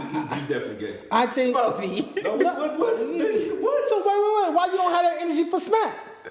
Shut up. See, I ain't. I'll pull the screenshots back. I'll pull the screenshots back out. Stop. Listen. Why? That's his cousin, huh? That's his cousin, Larry. That's Larry. I don't know. Has that been confirmed? You said that would be confirmed. I don't know how that been confirmed. It is confirmed for over a year. Look, all I'm saying is, house phone point is, okay, you talking about me liking trannies. Why you not talking about your homie Isaiah Rashad? And his sex tapes and his entrance, XYZ. And so the Apollo went to Black on the Block over the weekend, and they live streamed from there, and they had a response for House Phone. Tam, I don't think you've seen this yet. No, shout out to Black on the Block. They always on the word. Because you know the first punch and all that. But I want to violate Blasey too, though. But I ain't gonna even violate niggas. They defending their boy, man. Right, yeah, I get it. And they gripe ain't really with the Apollo. It's with King. I get it, but man. they do be like the Apollo, them niggas, or like, bruh, either state your niggas, and all of us are just him. Yeah, you I feel me? clown all you niggas. Yeah, like I jump in it, but I don't be wanting to. You feel me? It don't really concern me. Yeah, man. Yeah. Hey, all right, brother. Hey, good looking for teaching me the electric slide, man. I appreciate that, man. Yeah. Alright, we say it, gang. Yeah. So, shout out to them boys over there, man. You know what I'm saying? Reconnected, the biggest bros, man. I ain't got smoke with you niggas. You feel me? But I was initially like, I'm about to clown these niggas. I was gonna fire up a stream, but I'm like, I get it. Y'all But you know what kind of made me, his response made me not want to get back at him either. Why though? Because it's like, that's the watered down response. Like, exactly. Like, it's not even. It ain't even like, it's like, all right, you went that route. And that's when you gonna be having jokes for niggas. Yeah. You went that route. Like, you know what I'm saying? Oh, y'all niggas go to clown say, we clown say what, dumbass. I don't think that he get clowned as that. We be clowning that nigga like, too, man. come on now. But like, if y'all don't think he get clowned. He said it in the interview, man. Charlamagne interview. Yeah. All right, so basically they're saying that we do clown Zaywap, aka Isaiah Rashad, for being gay. I want to open a challenge. If anybody can show me footage of the Apollo, Macwab King clowning Isaiah Rashad for his sexuality the way that they've clowned me and now House Phone, I will not go live for 2 consecutive weeks. If somebody can show us clips of them on camera clowning Isaiah Rashad for sucking dick on camera. That's what we want to see. I don't care what you do with your homie off camera. What I'm saying and what House Phone is now saying is, you can't sit on camera and clown us for being gay when you hang out with a gay nigga. Again, that's like you clowning a nigga or talking about a nigga for being a snitch, and then you get in a car and you roll around with a snitch every day or anything to that effect. It's hypocrisy. We're pointing out the hypocrisy in your logic. Selective politicking. Selective politicking. That's all we're saying. So yeah, if you guys could provide that, those clips of me, it'd be greatly appreciated. I don't think it's ever happened. One last Apollo topic. Sharky, who invited us to Back on Figg, he's the Asian Hoover guy. Did you meet him? Was he there when you went? Yeah, he was there. All right, he went on Shout out to him too. We got something in the works coming up as well. We'll collaborate. Okay, Sharky X Spoty. That's dope. I want to get your. Right there. I get you on that. I want to get your opinion on this clip. Crazy. What's your thoughts on that situation where the Asian people smoked the black kid that they thought was stealing out the store? Shit, don't be stealing from Asians. Shit, you don't see no Asians stealing from blacks. They're gonna be hella scared. He wasn't stealing though. I mean, shit, I don't know. I'm just assuming. Shit, I don't know. Shit, damn. Shit, shit, fucked up. This world is fucked up. Don't be stealing from no Asians. Shit, don't be stealing. Wow. So, Spoetyface. Y'all niggas ambush me like that. No, you said I didn't tell you. Oh, we got a collab coming. We got merch coming. We doing a whole tour. We got the live podcast coming soon. You set it all up. You walk right into it. So, Spoetyface, Mr. Pro Black, glasses. Tell us how you feel about the situation. Glasses. Shut up. I don't like it. I mean, just in that text, it's a small clip. I'm gonna have to go back and watch it on the own. I'm gonna also have to have a conversation with Sharky. He gonna have to get out in front of that before, for sure. Like, I don't appreciate that at all. Don't be stealing from Asians. And it's like he's uneducated on the topic, so he was arching insensitive. You know what I'm saying? And I think tone deaf, man. I know they got big promoters and things like that, partners over there that I don't think that was a good look, but I don't appreciate that at all. Yeah, Sharky gonna definitely have to chop it up about that one. Absolutely. Recipe Cyrus Carmack Belton. I believe he was a 14-year-old boy that Ricky Chow chased 140-some yards outside of the store before brutally murdering him. Again, I wish death on Ricky Chow and his family, his wife, his children, his entire family, his bloodline. I wish death on them for this travesty. But I'm militant like that. But for him to say his initial response, if I bring up what's your take on an Asian killing a black kid, and you're not privy to the situation, but your general take off the hip is don't be stealing from Asians. I look at you a certain way. And I was fucking with Sharky. He invited us to back on Figg. I was considering inviting him over here, but until I hear like an apology or all-out retraction, I can't fuck with it. That's crazy. Don't be stealing from Asians. Even if the boy was stealing from him, because they accused him of stealing like 3-4 bottles of water, which he didn't. They found out he didn't. But even if he was, that's worth death. That's worth killing somebody. You chasing somebody down like a dog. Through the street, through traffic. See, this the only thing, man. Come on, Sharky, man. Look, and it's the thing, but I gotta say it now that y'all put it up, because I'm gonna speak on it. I'm gonna keep it real. I'm gonna keep it authentic. This just go back to show you, bro. I just hope he missed. I'm gonna take it as he misspoke, but I gotta right now. I'm gonna speak on it as he didn't misspeak. So Sharky, where's he from? A black gang. So you from a black community, and also that community accepted you as their own. As only we do. Only we do that. We accept you as our own. Never gonna see a black person in that Asian gang. But go ahead. You get treated fairly and just like everybody else do over there. Nobody looks at you any differently. Clearly, because you're one of the biggest platforms on the West Coast. They could have had a lot of people up there poking out a regular guest. You know what I mean? A host. You know, there's a lot of people that could have been in this position that, you know what I mean, that's not up there. So clearly, you're getting treated fairly over there. So my whole thing about it is to be accepted and be around black people your whole life. And that's the first thing you say that lets you know it doesn't matter who raised you. That's just human nature, bro.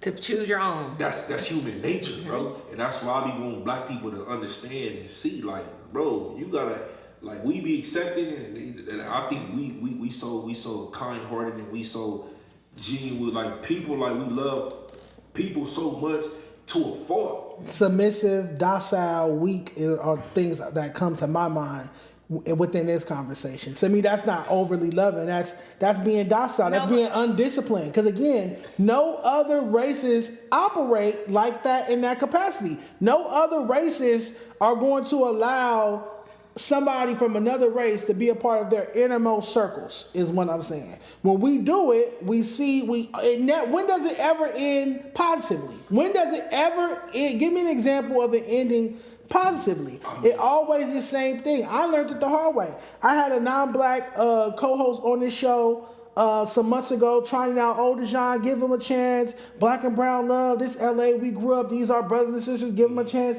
I do it. Motherfucker wound up saying nigga on my show. Then when I asked the person not to be on the show anymore, talking down to me, belittling me like I'm a child, even though I'm more accomplished than them. You was pulling up to my office every week. I wasn't pulling up to yours. You was getting in my car. You didn't even have a car. I was dropping you off at home, picking you up. But talking down to me like I'm a child, because that's how they see us. Culturally, that's how they see us. So I say all that to say, when I watched this clip and I saw Sharky's initial response to that question, his initial response is, don't be stealing from Asians, I'm thinking that's his genetics speaking. That's what I'm saying. That's human nature, bro. That's how they are raised culturally. However you deviate from it, you always gonna come back to your core and your root. Just like you could be with your white friend and be having a time in your life, and that's your white brother, woo woo woo, and the police get behind y'all, the police take y'all in, he's gonna go back to his core, to his whiteness, and make sure he get out. That's a fact. Also, we, black people we not raised to be racist. That's what I was gonna say. Our homes is welcome to everybody. Like when I was growing up as a kid, even my kid, we seen no color. We only seen color once we got old enough and adults start pointing out colors to us. We never seen. I had all type of friends, like but that's I hope he get out in front of that before, man. We definitely gotta have a conversation. Again, like I gotta speak on it because he put it in my face, like he did misspeak, but I hope he just misspoke. He could have very much possibly misspoke. I'm talking about just within that. I'm judging that. Yeah, I'm judging that reaction. Yeah. I don't like the fact that that's even your first go-to for in any situation. Don't be stealing from Asians. Yeah. Why not? Don't steal. Even though that I would still disagree with that statement because I don't feel like stealing should result in death. But yeah. I would have settled for don't steal. Don't be stealing from Asians shows me that you protect your race. You exalt your race first. Correct. Over ours. That's just how I look at it. And so I lost some respect for Sharky there, and hopefully he can rectify this and apologize to the black community. I feel like he owes the black community an apology. Yeah. If he's going to continue to be on a black podcast. I definitely think that's so too, but my thing is, another thing I'm pointing out that was kind of obvious, like the accountability of him just saying that in front of other black people. Mm-hmm. That's why people don't respect LA blacks. To me, that was more disrespectful than anything. Like you said, room full of black men. Yeah, I agree. And that's why people down south, you see them on Twitter all the time, we don't respect LA blacks. We don't respect Cali blacks. Y'all soft. Y'all let Mexicans say N-word, N-word, N-word. Y'all let them run y'all radio stations and y'all hip-hop scene. Y'all let them do this. Y'all let them do that. Other regions don't respect us because we don't have structure, we don't have discipline, we don't have self-worth, we don't even take up for ourselves. In a room full of black men, he said, don't steal from Asians when asked about a black kid being murdered, and they started laughing and they started taking light of it and making it a levity thing. Yeah. Do you think if he said that on a podcast in Houston, Texas, or Atlanta, Georgia, or Philadelphia, or Baltimore, or more predominantly black regions, do you think that would have went just as easy? I mean, to be fair, I think that was just that's so their character in that room because he couldn't have said that in a room with me. Like I definitely think it's a lot of people out here on the West Coast. But to be fair though, a lot of people in the South, they don't have Mexican problems. They don't have the same problems we have. They're not south of the border. They're not in a bordering state. So that's just keep that all the way a buck. And I was gonna say out there they wouldn't even have him on their show. Yeah, so a lot of these states that be speaking up on it, you know what I'm saying. Then I'm not even.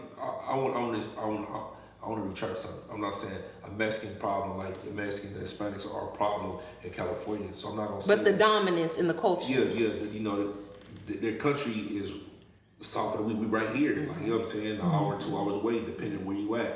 Nevada, California, Texas, Arizona, all of that. Arizona, all these is bordering states. So I don't mean they're a problem in California, but like as far as the mass migration of immigrants, into the USA, this be the first stops, like you said, Arizona, Nevada, California, and Texas. Yeah.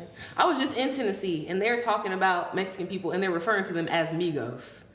Everything they're saying, like, oh yeah, it was Migos out there, they was doing blah, blah, blah. So they're not as integrated as we are out here. No. They might, because I don't like, people sometimes talk about the South like they don't have other races of people. They do, but they keep shit very boxed, separated. Y'all over there, we over here. The Deep South. My last point on this is, we're so quick to turn up on one another.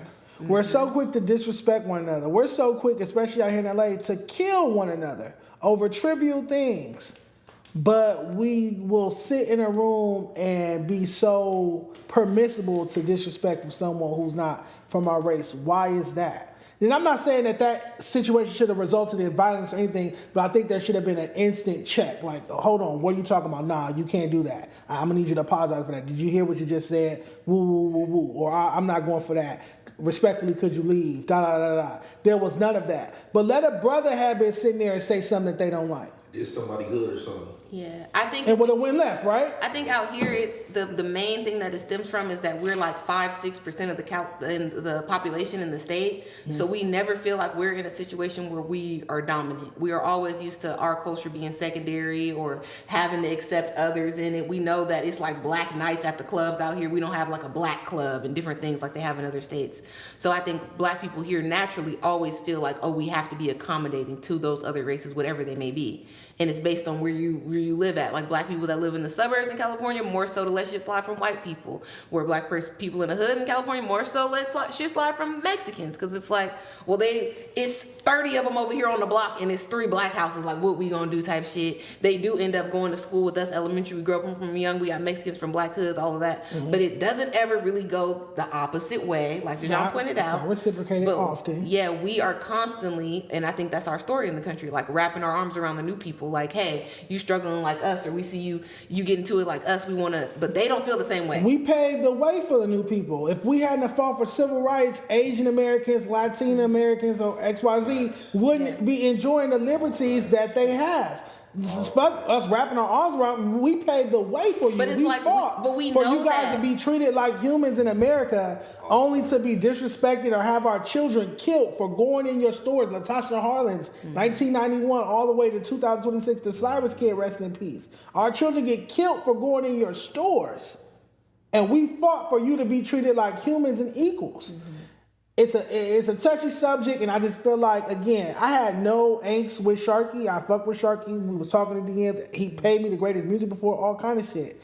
But I just don't like this. So I am expecting a full-on apology from Sharky come Friday on Back on Figg. A sincere apology. If you didn't mean us any disrespect, if you meant it in a disrespectful way, stand on it. But if you just misspoke, like bro said, you possibly misspoke. I don't think that any person that I don't even want to say has a black friend, because I feel like that's a cop-out. Any human being who has been a teenager before and you know how you might dress a certain way, whatever, and the older authority of whatever color feels like you are untrustworthy. I think any person that watches that video in its totality would feel in their heart like that's wrong and that's not cool. And that's it was murder. It was brutal murder. But see, man, in hindsight, conventional wisdom will tell you yes, but even to like hearing that, you hear people like laughing and they joke about it, you know. And I think a lot of times, a lot of people is not either not comfortable with their blackness, they hate their blackness, or they just don't embrace their blackness. Like to me, like I see a lot of black people turn their blackness down. Like when it comes to like interactions with other races. To me, I turn my blackness up. Okay. Like, you know, like and when it becomes to my people, or say for example, I don't want to get too preachy, but like just like what me and Munchie was talking about, like it's a famous bakery in Inglewood. I love going to the bakery. That's just what it is. I get pastries there. You know me, I be by myself, but I'm a known face. You know, I'm out of place. When I go up in there, I see everybody looking at me. So my first thing to do, I learned what worked for my people, because as soon as we see another black person, even if I wasn't a recognizable face, they automatically mad dog me. They want to know where I'm from. They trying to figure out something, you know. So I'm all the way. We automatically on defense and offense with each other. So as soon as I go in a bakery, man, how my brothers and sisters doing? Okay. Oh, it's disarming. Yep. So you see that, and it changes the whole scene. I do that to that. I'm just trying to get some cake, bro. Like, you know what I'm saying? Oh, I'm doing all right, you know. And then I'm like, all right, what's going on, young man? Like, you know, that I try to do that, you know, instead of just mad dogging or where you from or here, but because it made me feel bad when my uncle told me, like, every time you see a black person, you always looking at them like, stop mad dogging me. But you don't do these, you know, when you see a Mexican, you don't do this with a white person. And I'm like, yeah, because they didn't on threat. And he's like, man, that hurt my heart. Up. Yeah, because you just see every black person as a threat. That's self-hate in a way. Yeah, come on, bro. Like, it's like conditioning though, because we expect each other to be on bullshit. So when you see another black person, it's like you kind of tense up, like what they on, what they about to do. It should be the other way around. It definitely should be the other way around in this country. History has told you. That's unfortunate, but no, that was a dope conversation, and we look forward to hearing what's his name? Sharky has to say, hopefully it's apologetic. We got a $2 super chat. You want to read that, Tam? Spoty got it all figured out. Dr. Umar Spoty. I think Spoty is a little bit more sincere than Dr. Umar. Well, Dr. Umar built that school finally after 15 years. He built that school. I saw him turning the faucets on. The water worked. The water worked. I mean, shout out to him, man. That's remarkable. Absolutely. Yes. Building the school is remarkable. I never try to down talk nobody that did something. The Frederick Douglass Marcus Garvey Academy. Let's get to this next topic. Snoopy BadAzz is going viral for an interview he gave some platform. Shout out to them. Snoopy and I have had many differences. For no reason, he's been upset that I wouldn't put him on a report card, post his music, XYZ. Look at him more like a YouTuber. But he's going viral for giving his take on the story I broke about Kendrick Lamar only offering the Gen X rappers $10K or royalties. Let's check it out. Like my thing, you're Kendrick Lamar. Why you couldn't get him $10,000 in a royalties? You want to see win? You want to see niggas eat forever? If I was in Kendrick's shoes, I would have did it and God know it. Take that 10 bands and you getting your royalties. I'm already rich. What the hell? I'm trying to stop other people from eating. If you really want to help, but it wasn't to help. How is $10,000 helping somebody? Have you seen Dirty Six lately? Yeah, I heard he's doing pretty bad. Have you seen Young Threat lately? Yeah, he got locked up as well, right? I'm just saying. So, all right. So, what's your guys' take on that? I think that it is very predatory that when black people get in a position of power, we automatically turn into super capitalists. And we always like, well, this is what business is. And the white people would give you even less, or so-and-so wouldn't even put you on this. So you want other black people that you know are coming from a poor socioeconomic situation to be grateful so you can work them and fuck them over business-wise. So it's no different than doing business with you and doing business with a white man. In fact, the white man might have a little bit of a guilt and might give me something a little bit more than you. He might have gave me $15,000 and a chain or some shit, but you gave me $10,000, no music video. Or royalties. Like you made me choose, and you know that these people are broke. So they're going to choose the 10K. Most chose the 10K because they needed the money right then and there. You can't pay your rent or put food in your stomach or put gas in your car with a royalty statement that's going to come in 6 months or 3 months or 6 months or a year or so. What's your take on it, Sporty? I actually collaborated with Flakko on a video like that. I did see your reaction. Yeah, that went viral, and Snoopy ended up doing another reaction calling me out. But my take was the complete opposite.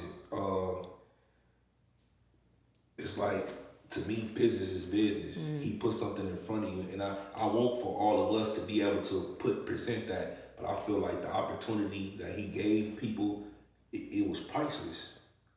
I feel like it's just me. It was priceless. He gave you opportunity, you know what I mean, to take the 10 bands, not knowing your situation. I know all of them wasn't broke at the time, but you know, all of them were, you know what I'm saying? Not all of them took the 10K. Just most of them. Right. That's what I'm saying. So, and to me, personally, everybody keep talking about 10K. If you're broke, $10,000 is enough money.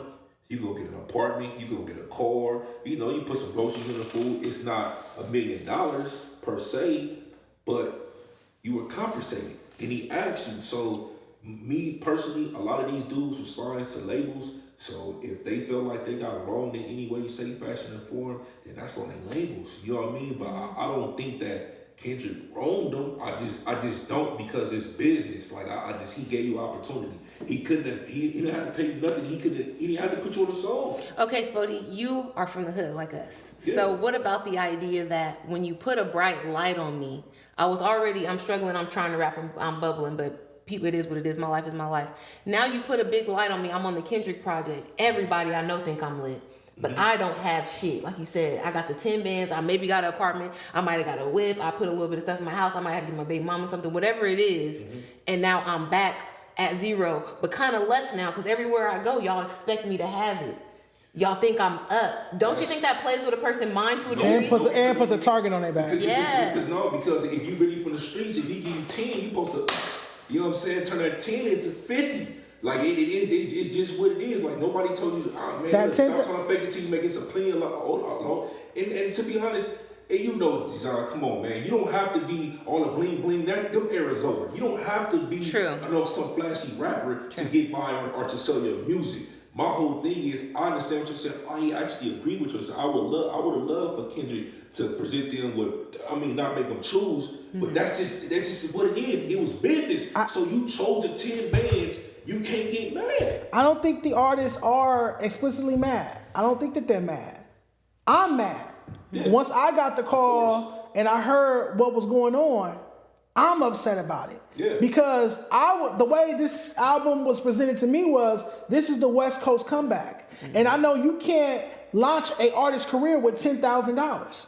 So that's not going to bring back LA rap. All you gave them was $10K. You didn't even shoot a music video with them. You didn't take them on tour. You didn't give them royalties. If you gave these artists more money, or if you gave them their royalties, they would be able to elevate their careers. Well, I've been in business for a very long time. I know for a fact you can't. That's why this artist goes design.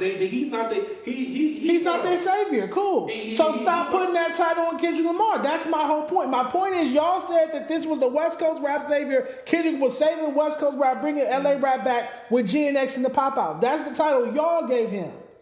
And it did not 2 years later, it did not happen. So now I'm investigating why. I'm doing what a journalist does, and I'm looking into the situation. Okay, y'all said GNX was back. Even after GNX dropped, Greedo said everybody needs to drop. The West Coast is back. The West Coast is back. The West Coast is back. It's not back 2 years later. So as a journalist, I'm going to look into why. But what have them artists? What have the artists on that project? What have they done? What can you do with $10,000? They was lit. To be honest, a couple of them was lit already before they $10,000. He's not gonna bankroll their project. They're not signing him. He's just giving them a look. And you keep saying it's business. Are you meaning to tell me that you can't do wrong in business? That there's no wrong in business? It's just business. There's no such thing as wrong business or bad business. I'm not saying that at all. He presented them with an opportunity. They could have accepted or passed. Some of them they accepted that. If they didn't like the conditions, this is why I'm gonna sum it up. I say this. If they not mad at it, if they comfortable with the deal they mad, they made. Why they say that? I think they can't afford to be mad at it. I think if they were to go online, we saw what happened with Dodie 6. I think that's true. I think when Dodie 6 got online and said "fuck Kendrick Lamar," we saw the backlash he got. He had to hurry up and apologize. I think if the artists and whose teams I've been talking to, who've been calling my phone, the executives that been calling my phone talking about this artist feels this way, the managers that was managing artists on GNX. Calling my phone, I think if they were to reveal themselves, which is why they asked me, please don't reveal this. I'm just telling you this off the record. If they were to reveal themselves, I think they would be blackballed. All right, can I ask you this then? Yeah. As a music insider, had GNX not did what it did, do you think this will be a thing? Because when you giving somebody some money or whatever the case, I'm gonna keep it a man. A lot of them dudes versus wasn't worth $10,000. So why did he put him on the album? So why did he put him on the album? So why did he put him on the album? Why did he? I made that tweet. I said, why didn't he go get lyrical rappers? Why didn't you go get Westside Boogie? He's from your same section. He's from Compton. He's been under the Interscope umbrella for years. Why did you go get Westside Boogie? Because you scared he gonna out-rap you. Why didn't you go get Reason? Because you scared he gonna out-rap you. Why didn't you go get Jason Cash? Because you scared he gonna rap you. Why didn't you go get Epic Must Die? Because he's from Compton. Because you scared he gonna out-rap you. You went and got a bunch of illiterate gangbang rappers and LA party rappers and put them on a Kendrick Lamar album, knowing that the average Kendrick Lamar fan doesn't want to hear gangbang rap or LA party rap. So what you did wasn't conducive to the West Coast coming back. That's why it didn't work. I'm pointing out why GNX didn't save LA rap. I'm pointing out step by step. He offered them $10K or royalties. That's a fuck up. He didn't do music videos with any of the LA rappers on GNX. That's a fuck up. When he went and did the GNX tour, he didn't take any of them on a tour. Even on the LA date, even just the LA show, he only brought out Chike. He only brought out Chike at the LA show. Why couldn't he bring out the other ones? That's the last 3 points, the only points that I agree with you on. That as far as the film, if that was his true intentions to bring LA rap back, should have did videos, bring them out to shows, and stuff like that. Give them some visibility. I agree with that, but the other part, I don't agree with that. Business is business, man. I think it was shady. I think it was bad business. Let's hear what Flakko had to say about the $10K or royalties offer. I'm actually on this video. Admitting that Kendrick Lamar jerked all the artists who was on GNX is not a good look for Kendrick Lamar, who's apparently like the rap savior. I mean, it's just not a good look. Now, I want to give Dejon Paul his credit because Dejon Paul was the first journalist or blogger in LA to actually break this news. So he got some wind down the pipeline from artists who was actually on the album themselves. They told him, hey, Kendrick Lamar did not give us any royalties. Now, Dejon came publicly with this to break this down to the public, and that sparked a response from Hitter J3. Now, this response from Hitter J3 to me was actually dumb because this response actually caused more trouble for Kendrick Lamar. This is not cool at all. Because you didn't have to dangle the 10,000 over starving artists, right? Dangling 10K and then dangling their royalties, which they're entitled to, and then they choose the 10K without being informed, and you say, well, it's your fault. You chose. No, Kendrick Lamar should not have put these artists in that position. It's wrong. It's predatory. It's definitely predatory, but Spoetyface said it's just good business. I definitely didn't say it was good business. I said it's business.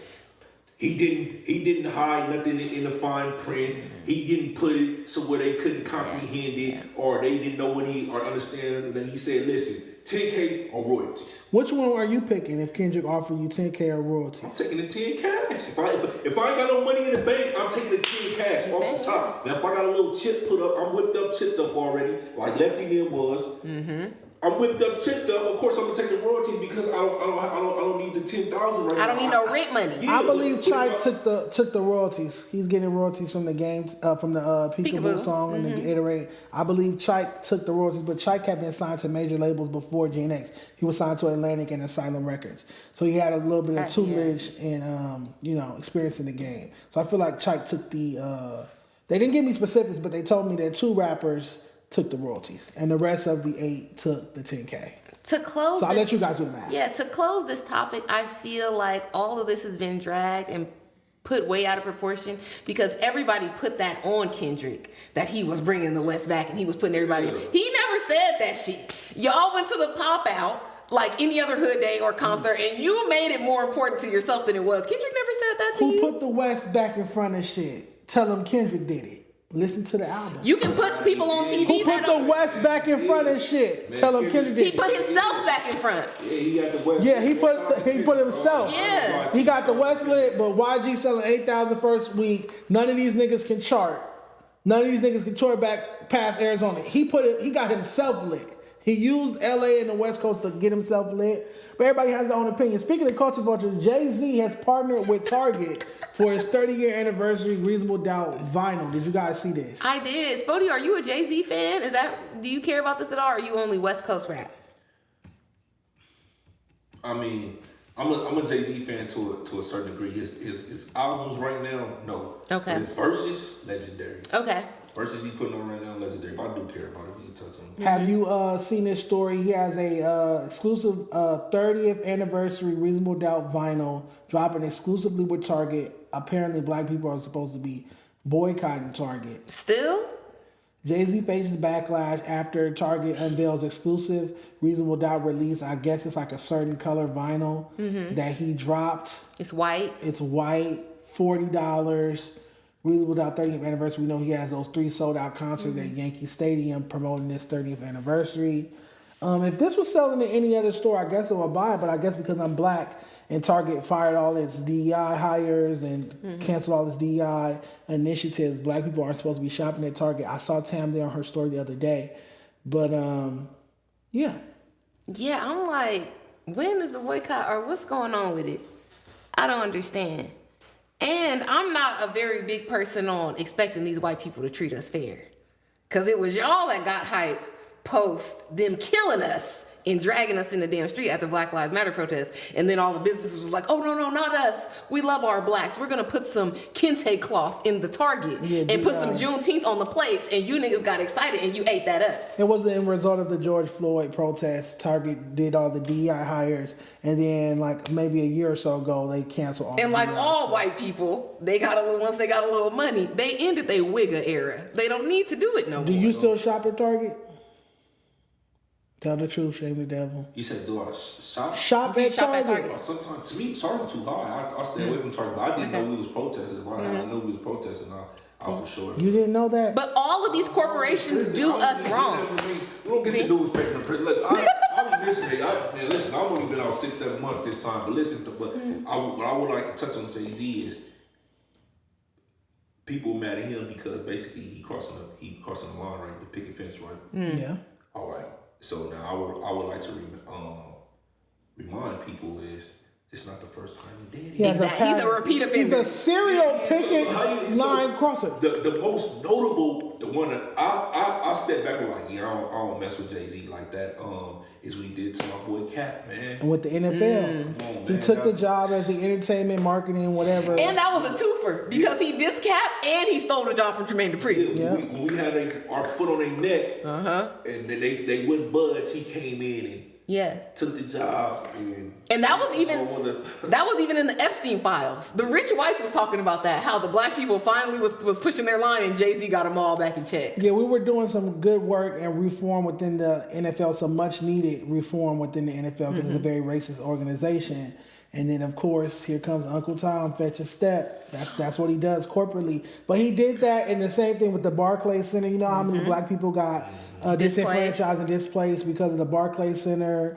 I remember when he did the Budweiser commercial with the Confederate flag in it. And Steve Stout set that up, the tanning of America. I remember that. He's had some scandals that pertain to race over the years. I feel like Jay-Z's a dollar over race, dollar over color type of person, a capitalist. So, you know, I wouldn't personally go out and purchase this vinyl because why would you do it? It'd be different if you just had it in Target, but for you to do an exclusive deal, like, no, I should be able to go to jz.com and buy this vinyl. I should be able to go anywhere and buy this particular vinyl. Well, you know, that stuff is strategic. Like, they gave him a certain amount of money to do that, to bring people into the store. And that's why I be trying to explain to people when they be talking about his numbers, he's not going to do nothing today. He's not going to succeed. He's not set up to succeed. Exactly. Just like when you have the Verizon deal and all that, they bought $1 million. Oh, Sprint. First day platinum and all. You know, it's not, the numbers just manipulated. And of course, they're going to buy it, you know, and he's going to be successful. And they're going to say he sold out 2-3 million in one. That's why black people, you should care more about our history and our advocates like a Malcolm X, like a Stokely Carmichael, different things. That's funny. Instead of praising these celebrities. Because if you ever listen to a speech by Malcolm X, he will tell you that a black capitalist is not the answer. If you listen to our brother Fred Hampton, who was killed in his home, he told black capitalism is not the answer to us being oppressed. But y'all love the idea of black excellence so much that maybe one of us could get to be a millionaire. It's like, it makes us look stupid every time. Yeah, and again, I want to see black people get ahead. I want to see more black billionaires, multimillionaires. But not at our expense. Not at the expense of our group. You don't have to do it because we will order from you. I don't have to buy the vinyl from Target. You're Jay-Z. You're supposed to be the ultimate hustler, but see, Dame Dash is really the ultimate hustler because Dame Dash would have had you going to jz.com, reasonabledoubt.com, rockefeller.com, and getting the vinyl. He backdoored Dame. Yeah, got him out the way because lyrical for a job. You know he did that for a job. He gave his vote to sell the company so that he could be the president of Def Jam. Now this is what Dame Dash is saying. You became president of Def Jam. You signed Rick Ross, Young Jeezy, Rihanna, Neo to Def Jam. Why didn't you just sign them to Rockefeller, dummy? Because you didn't want to win with niggas. You wanted to win in the white-owned company. You want to be the president of a white-owned company. Hey, is it true? Because Dame was trying to say, well, I was reading like the book and they was saying that when they came to the grips to sell Rockefeller, him, Biggs, and Jay, they were like, all right, we're going to sell it to L.A. Reid. They sold it to L.A. Reid and he doubled back and bought it from Rockefeller. Brought it back from L.A. Reid. L.A. Reid was the chairman of Def Jam. So when they say they sold it to L.A. Reid, they meant they sold it to Def Jam. They wasn't selling it to L.A. Reid personal. They had a backdoor deal, and that's how Jay-Z came back. And got the job as president. He snaked them. But, I mean, Dave got paid. He just spent his money on his baby mama, Rachel Roy. And instead of saving that money or doing something else with it, he gave it to his baby mama, and she ran off. Speaking of Dame Dash has a new diss record in response to all this Jay-Z hoopla and the freestyle and whatnot. This is so sad. Like, this deteriorates our quality of legends, too. Yes. It's hard to root for Dame sometimes. Did y'all hear this? I couldn't listen to it.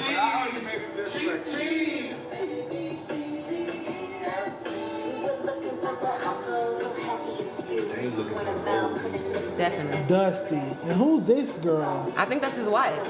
That's Rocky? Somebody needs a spanking and I think that it's you. Who the fuck this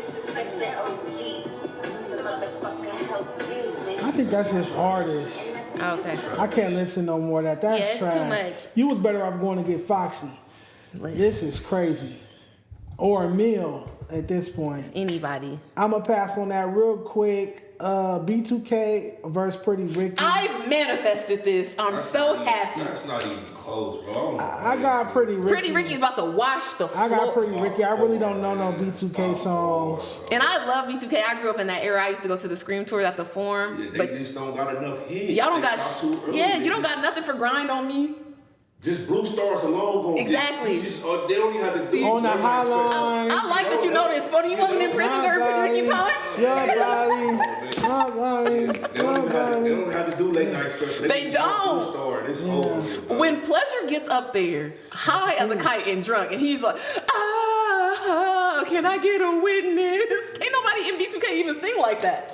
Yeah, so Bow Wow is the reason why this is happening, and this is really happening. This is happening next week during BT weekend. Okay. Bow Wow was going to host it. That's interesting. But B2K got bangers. They do. I can't name them. I can't name them. They don't have enough. Now you know, bum. Oh yeah, okay. Girlfriend, I need a girlfriend. Okay, I know that one. What's the one with Lil Fizz who came for the first one? Came out rapping. Lil Fizz is it. I feel like that's bum. So Bow Wow said, okay, we're gonna yo, go the B2K. group text message is cute, but let's get the smoke. B2K versus Pretty Ricky. Say y'all do the versus BT weekend. I'ma host it. Now sign the contracts. I'm Dana White. Oh, you talking about What group really ran shit the fans want to know? I got Pretty Ricky. I guess I will watch this if I get some free time during BT weekend, but I think we all saying Pretty Ricky, right? Y'all didn't know Spoty was up on that Pretty Ricky. I'm R&B thug. I ain't gonna lie. Now you know. Okay, real quick, who's the Mount Rushmore of R&B? Ain't even close. It's 4 names. R. Kelly. So we talking about true R&B because I'm not talking about these what they talking is pop and all that. No. Justin Bieber is not R&B. No, real R&B. Mount Justin Timberlake is Rushmore. not R&B. Yeah, okay, I give you that. Are we including the old people? Because then Spoetyface is Mount Rushmore give it to male R&B and Mount Rushmore female R&B. 4 and 4. Spoetyface. So in your personal opinion, is Prince? Prince does fit in the R&B. So we just talking about solo artists, correct? No groups. Yes, no groups. Yeah. All right. First of all, I got R. Kelly number 1, and I mean a far number 1 for sure. I got Usher at number 2. I'm not gonna lie, I got Kills at number 1. Usher at number 2. I got Prince at number 3, and I got Breezy at number 4. Okay, you like That's Chris not Brown? bad. That's not bad. Breezy at number 4. right. Females. 4 top female R&B. Yeah, what did your mom used to play in the house? Anita, Betty. Betty Wright? Love Betty Wright. Betty, you know what I'm saying? Tonight. I know Sporty used to be getting woke up to clean that house. Yeah. Clean up woman. Yeah. Oh, number 1, that's hard. I'm gonna go Mimi. I ain't gonna lie. Mariah, Spoetyface be driving around listening to It's like that, y'all. Emancipation of Mimi. Mimi, I ain't gonna lie.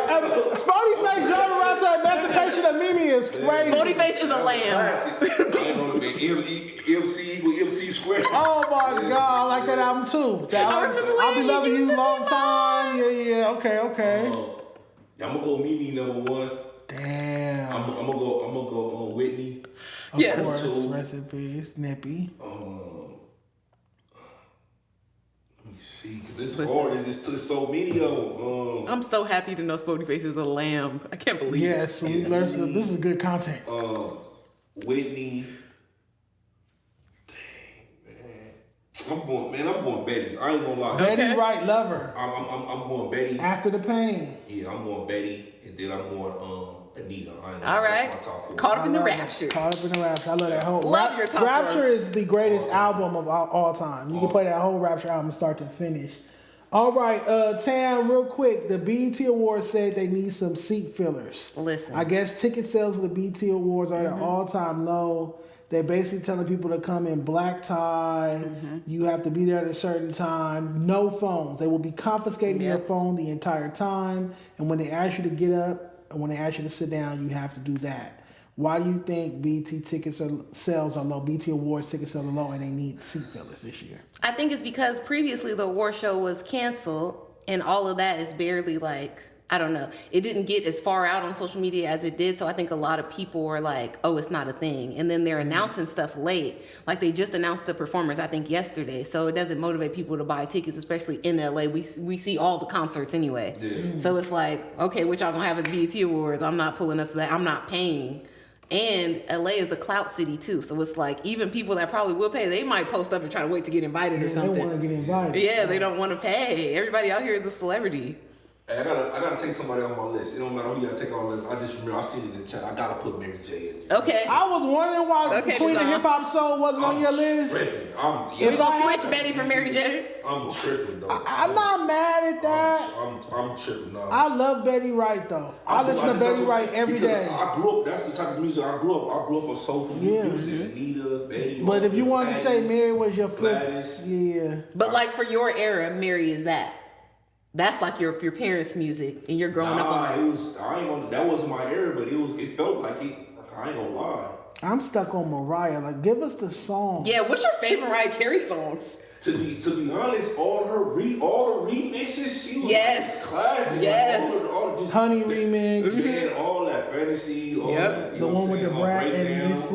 Oh, Breakdown with Bone Thugs? Yeah, Heartbreaker, all that. Heartbreaker with Jay-Z? All that. Every remix, like to me, she brought ODB, me and Mariah. I'm gonna keep it real though. That Emancipation classic. To me, that's her best.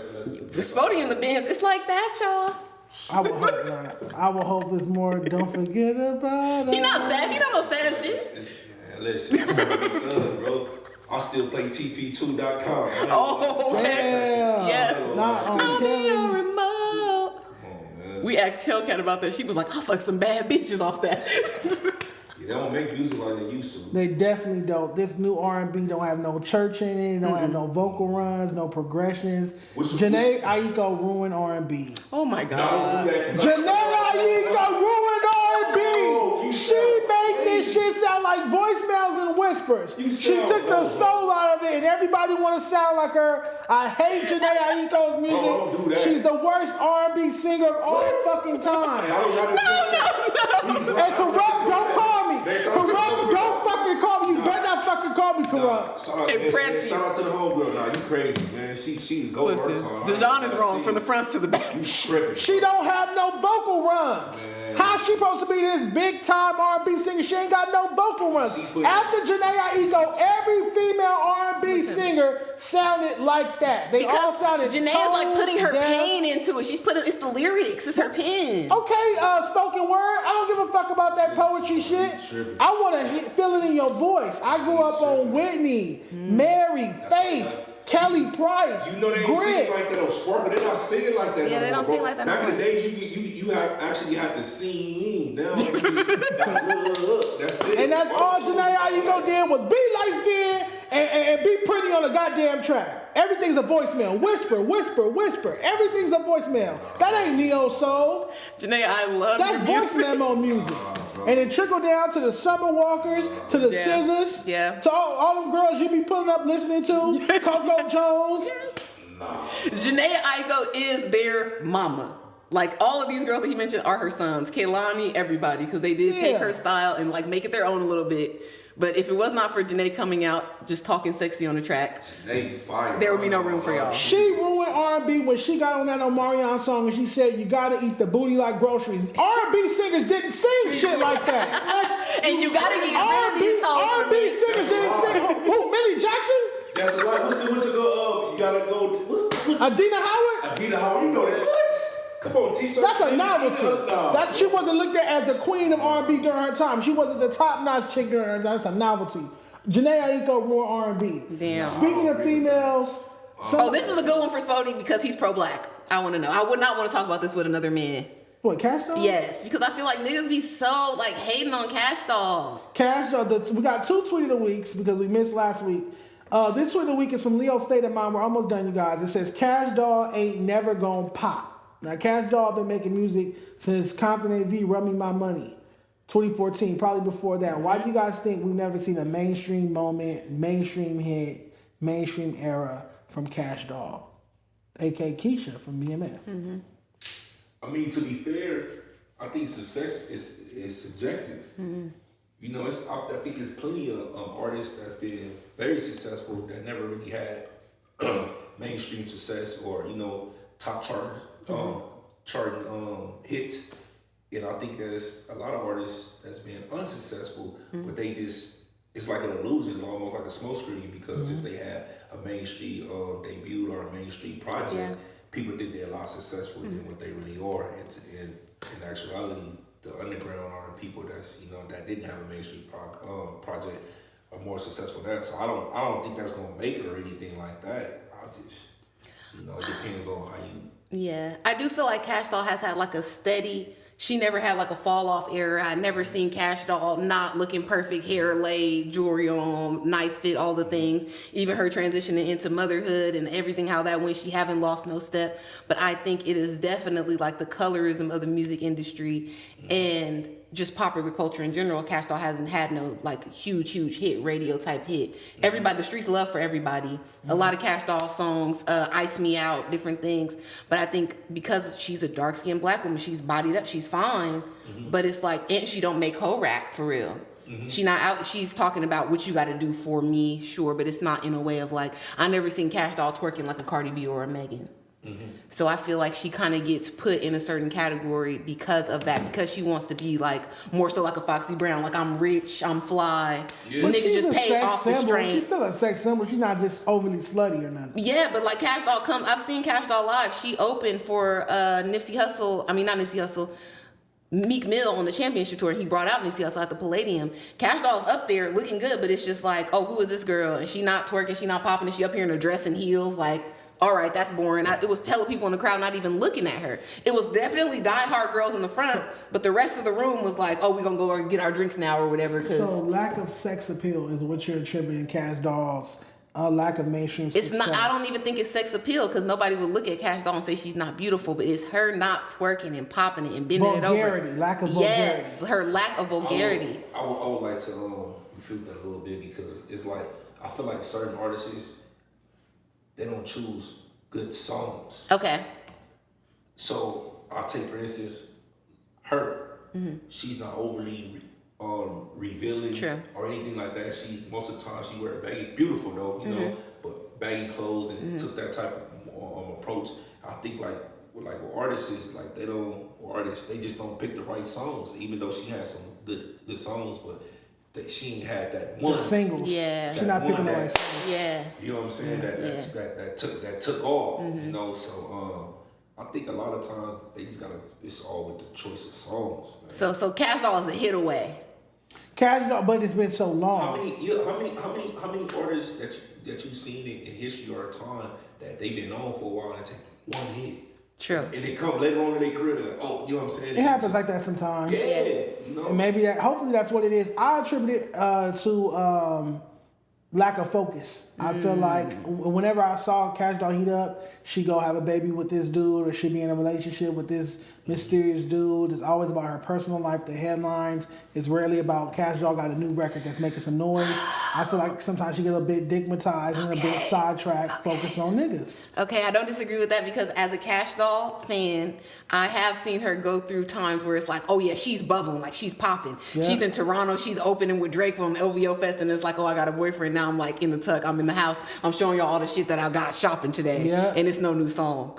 And then it still pop out again, and then it's like, oh, I'm pregnant by Tracy T, and now I'm doing couple stuff. Timing's bad. And this and that. She missed her window. Yeah. Oh, Cash Doll. Well, she's coming out with a new album very soon. It's about to drop. Hopefully it has a hit on it. So fingers crossed for Cash Doll. She got another Ice Me Out. I think a big collab could definitely help Cash Doll as well. Absolutely. So this is our last tweet of the week. I've been wanting to talk about this for weeks, you guys. I feel like this is the best panel to have this conversation. Who's more influential or made more impact in hip hop, Spoetyface and Tam? Run DMC or NWA? Which group had the bigger influence on hip hop? Run DMC or NWA? I've been wanting to have this conversation for weeks. That is so hard. Spoety, you go first. It's not hard with me because I'm gonna say NWA. Why? And I don't even think it's close. Okay. It's definitely close, brother. I don't think it's close because I would have said at first Run DMC because of the dress, Yeah. the dress wear, all that. That's why it's hard for me. All that. Yeah, but you gotta understand that left over time. Gangster rap has never left. That's true. It's only morphed and spread. The LA culture is still here. You get what I'm saying? That has never left. People still to this day in 2026 is still interested in this is the thing. This is a real thing out here. You got people just dressing up, trying to you know, just trying to look at Snoopy BadAzz, for example. He can't let it go. Oh, that's a good one. You call him Easy? Yeah, but the boys in the hood are always hard. He can't let it go. But I definitely think because they started a whole genre, and it's still relevant to this day. And not only that, it's the most popular form of hip hop to this day. Yeah. Everybody wants to be gangster because of them. Yeah. They wasn't the first to start gangster rap. I want you to clarify that. They definitely was the pioneers of it, though. To They stamp was it. more mainstream, like, you know what I'm saying, took it mainstream. So They took it to the next level. I have some pushbacks on some things you said.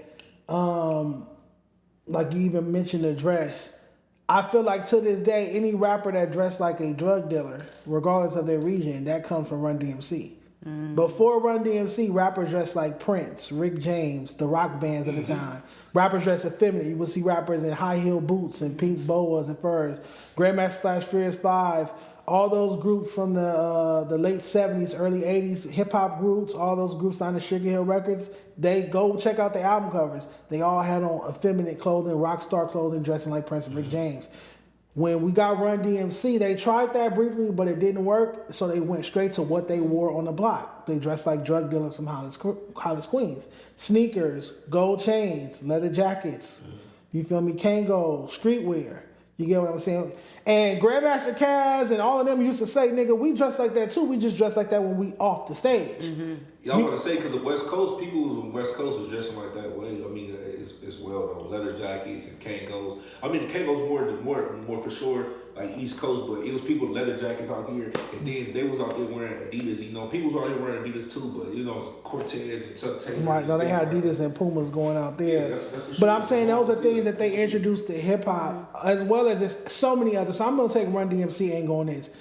Run DMC, the first group to rap over beats that weren't band like, that weren't guitar funk records, just rapping over a breakbeat. It's like that. You know what I'm saying? Those type of records, you have to contribute that. They switched up the sound of hip hop. Run DMC is also the first group to get an endorsement with Adidas.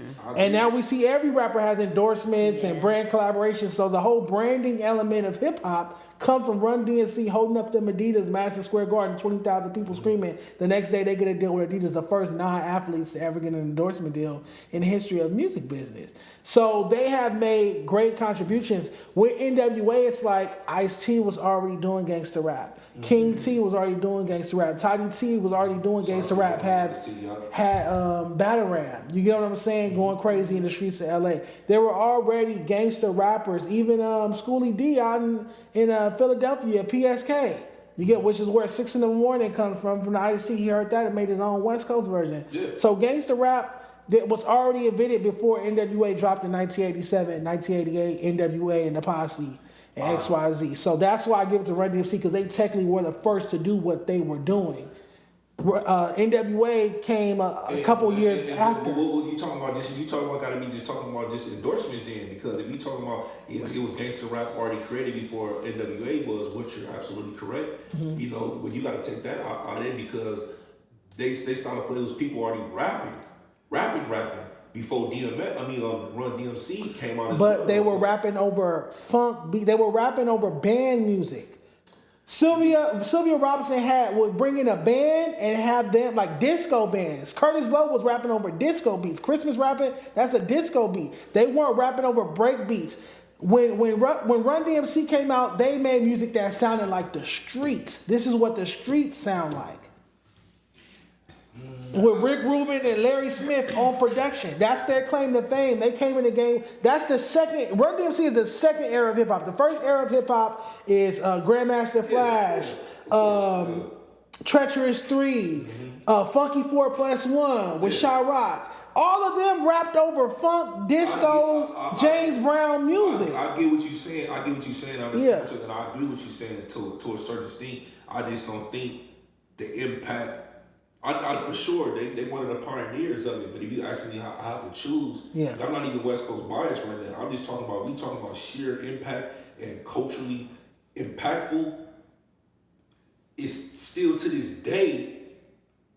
Run DMC is I don't see it nowhere. I see it everywhere. But go ahead. I see it everywhere. But go ahead. I think that I agree with both of you for different reasons. That's why I said for me it's hard because I feel like NWA definitely has stamped like the style, the California style and all that to make it iconic, right? People can still dress like that essentially today and not look outdated, not look too crazy. It's like very utilitarian. It's a look and the attitude of it, all of that, and then the fact that it did birth the genre of like gangster rap to a certain way, right? NWA is getting banned from the White House, a bunch of different things.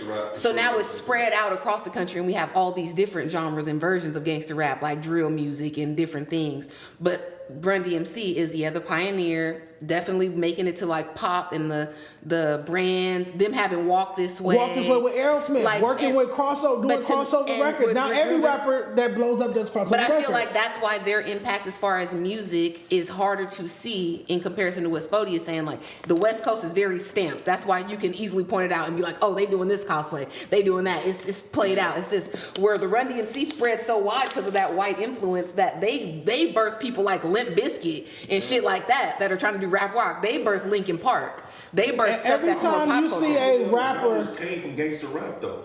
Every time you see a rapper working with a white artist or doing some crossover shit, you have to attribute that. Even to Nelly Run doing DMC. country with Tim McGraw is like that's Run out of the vein DMC of that. Walk This Way with Aerosmith. But it's too vast. It's so wide. Who before that? We going down that all the way to Nelly and Tim McGraw. But we haven't. They broke down that door. What rappers was working with white artists making pop records, crossover records, hit records with white people before Run DMC? Yeah. We might have sampled their stuff. Rappers? Yeah. Yes. I'm not saying that you right about that. I'm just saying all the way down today, like you gonna still credit that to them. Like it wasn't segregation.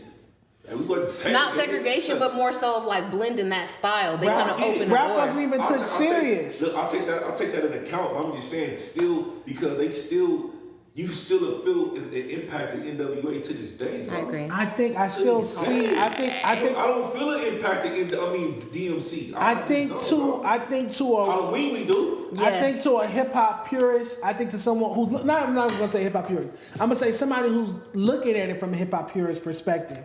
You're gonna know when you see Run DMC's influence. So every time I see a rapper with an endorsement deal, I say there goes Run DMC.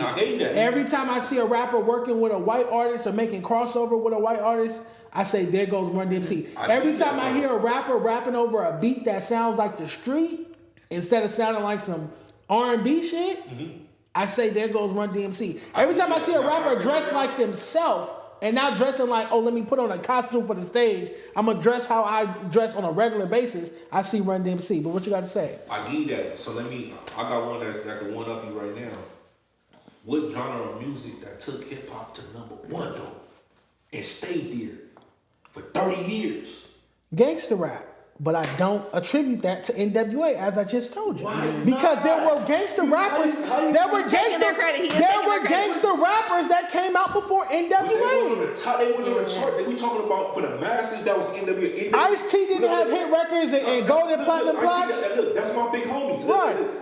Of course, I've been saying that. I had this argument with Lux. You're absolutely right. Yeah. I'm talking 1987. Ryan Page. Exactly. I'm not contesting none of that. That's just like we said.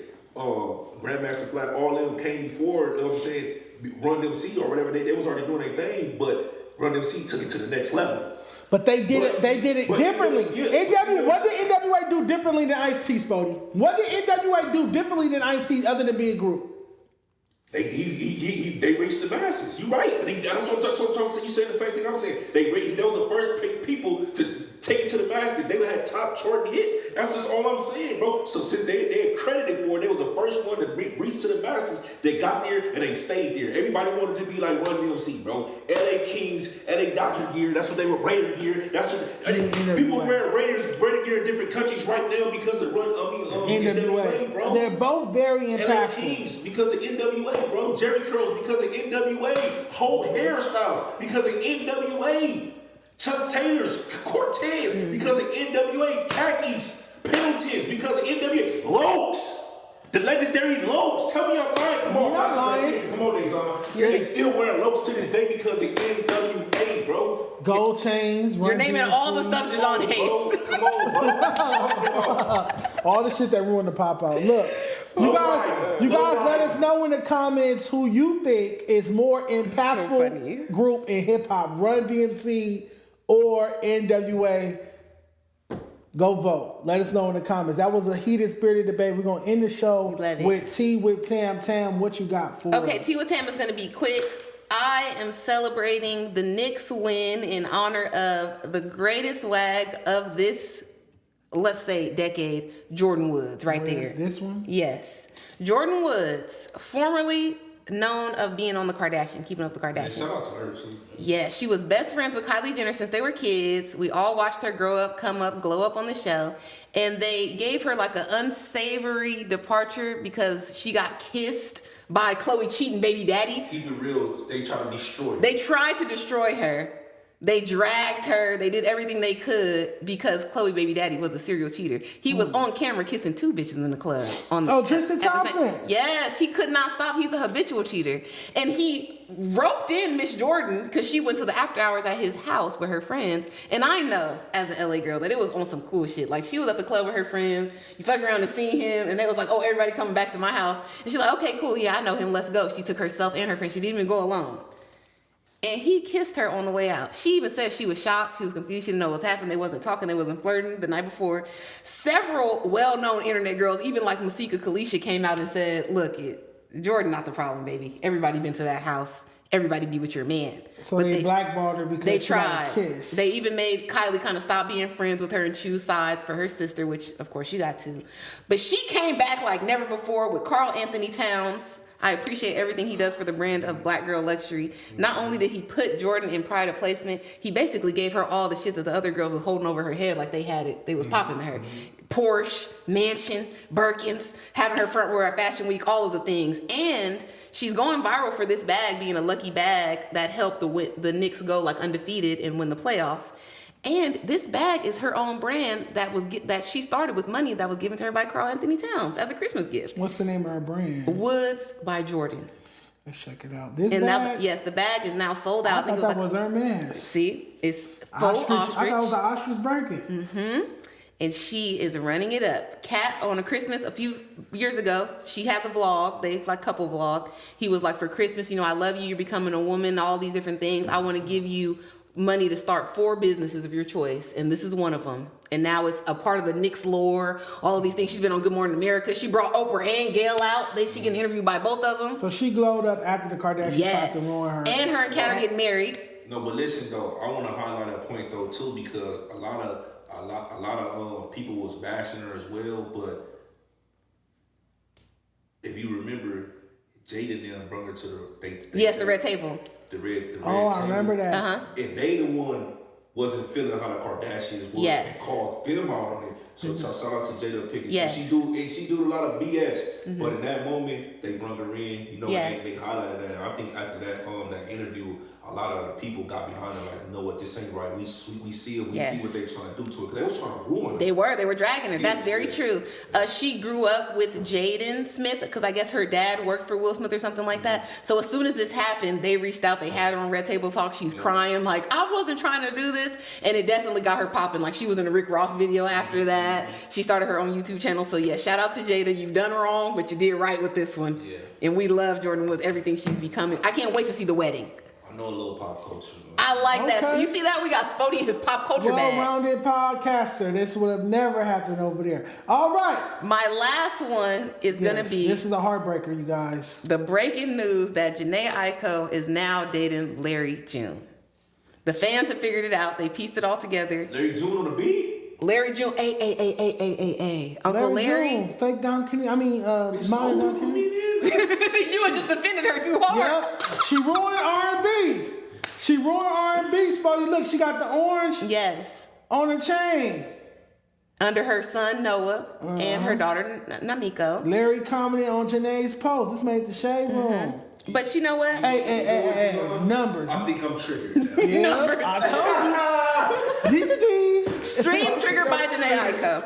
Okay. She ruined female R&B. I love this for Janae because she went through so much drama with Big Sean. Really? Breaking up, getting his face tatted, getting it covered up, taking him back, getting pregnant, having a baby. And then he says on Charlamagne's show that he don't want to marry her. That is crazy. Mind They blown. did go through it. I can't stand when people be together for long periods of time and don't get married. But disrespectful. And I feel like she was in it for the win, and Big Sean he did a little bit too much. So now she's moved on. He didn't want to wife that. Exactly. He don't, cause she looked good. She's pretty. She's beautiful. She gave you your first son. What does she mean? I feel like Janae is very love and light. So I don't think she's being mean. She's probably holding him accountable. What and if he she don't like can't that. cook? Maybe she can't cook.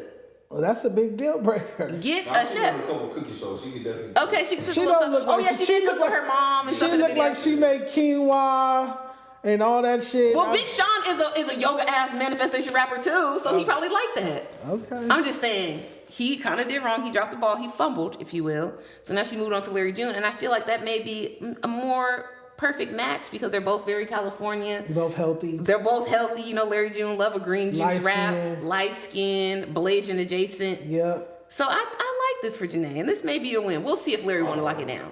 Spotty hating. He's sick. Spotty in the cut hating. Corrupt gonna call Spotty later. This is crazy. But if Larry June fumbled too, does not do numbers, Spotty, he's available. Oh man, well this was a really, really dope stream, you guys. Yeah. Last thing, I want a group vote from you guys. Should I talk about what I showed you guys just now? No. Or don't be messy? Don't be messy and talk about it. Your vote is no, your vote is no. Yeah, I'm gonna vote no too. But send it to me so I can laugh. All right, I got outvoted. Spoetyface, thank you for pulling up. Yes, thank you so much, Spoty. Hold it down. Shout out to Munchie be the mayor for pulling up as well. This was dope. We almost hit 1,000 live viewers, a record for us. I know you guys keep saying get the setup, get the desk. I've ordered the desk. The desk will be here soon. We'll be back there on the desk. Yes. We have to get our money up. Y'all don't be sending no super chat. They sent some super chats today. We did. Shout out to Don Harlem. Shout out to everybody who sent the super chat today. Yeah. And we're gonna get out of here. Last thing, a Day in LA live show, Saturday, June 20th. A day in LA. Get your tickets. 310 Baby, Compton AV, J.Rodie, Mark Lux, Awful Lot of Cough Syrup. We'll see you Saturday. Peace. Bye.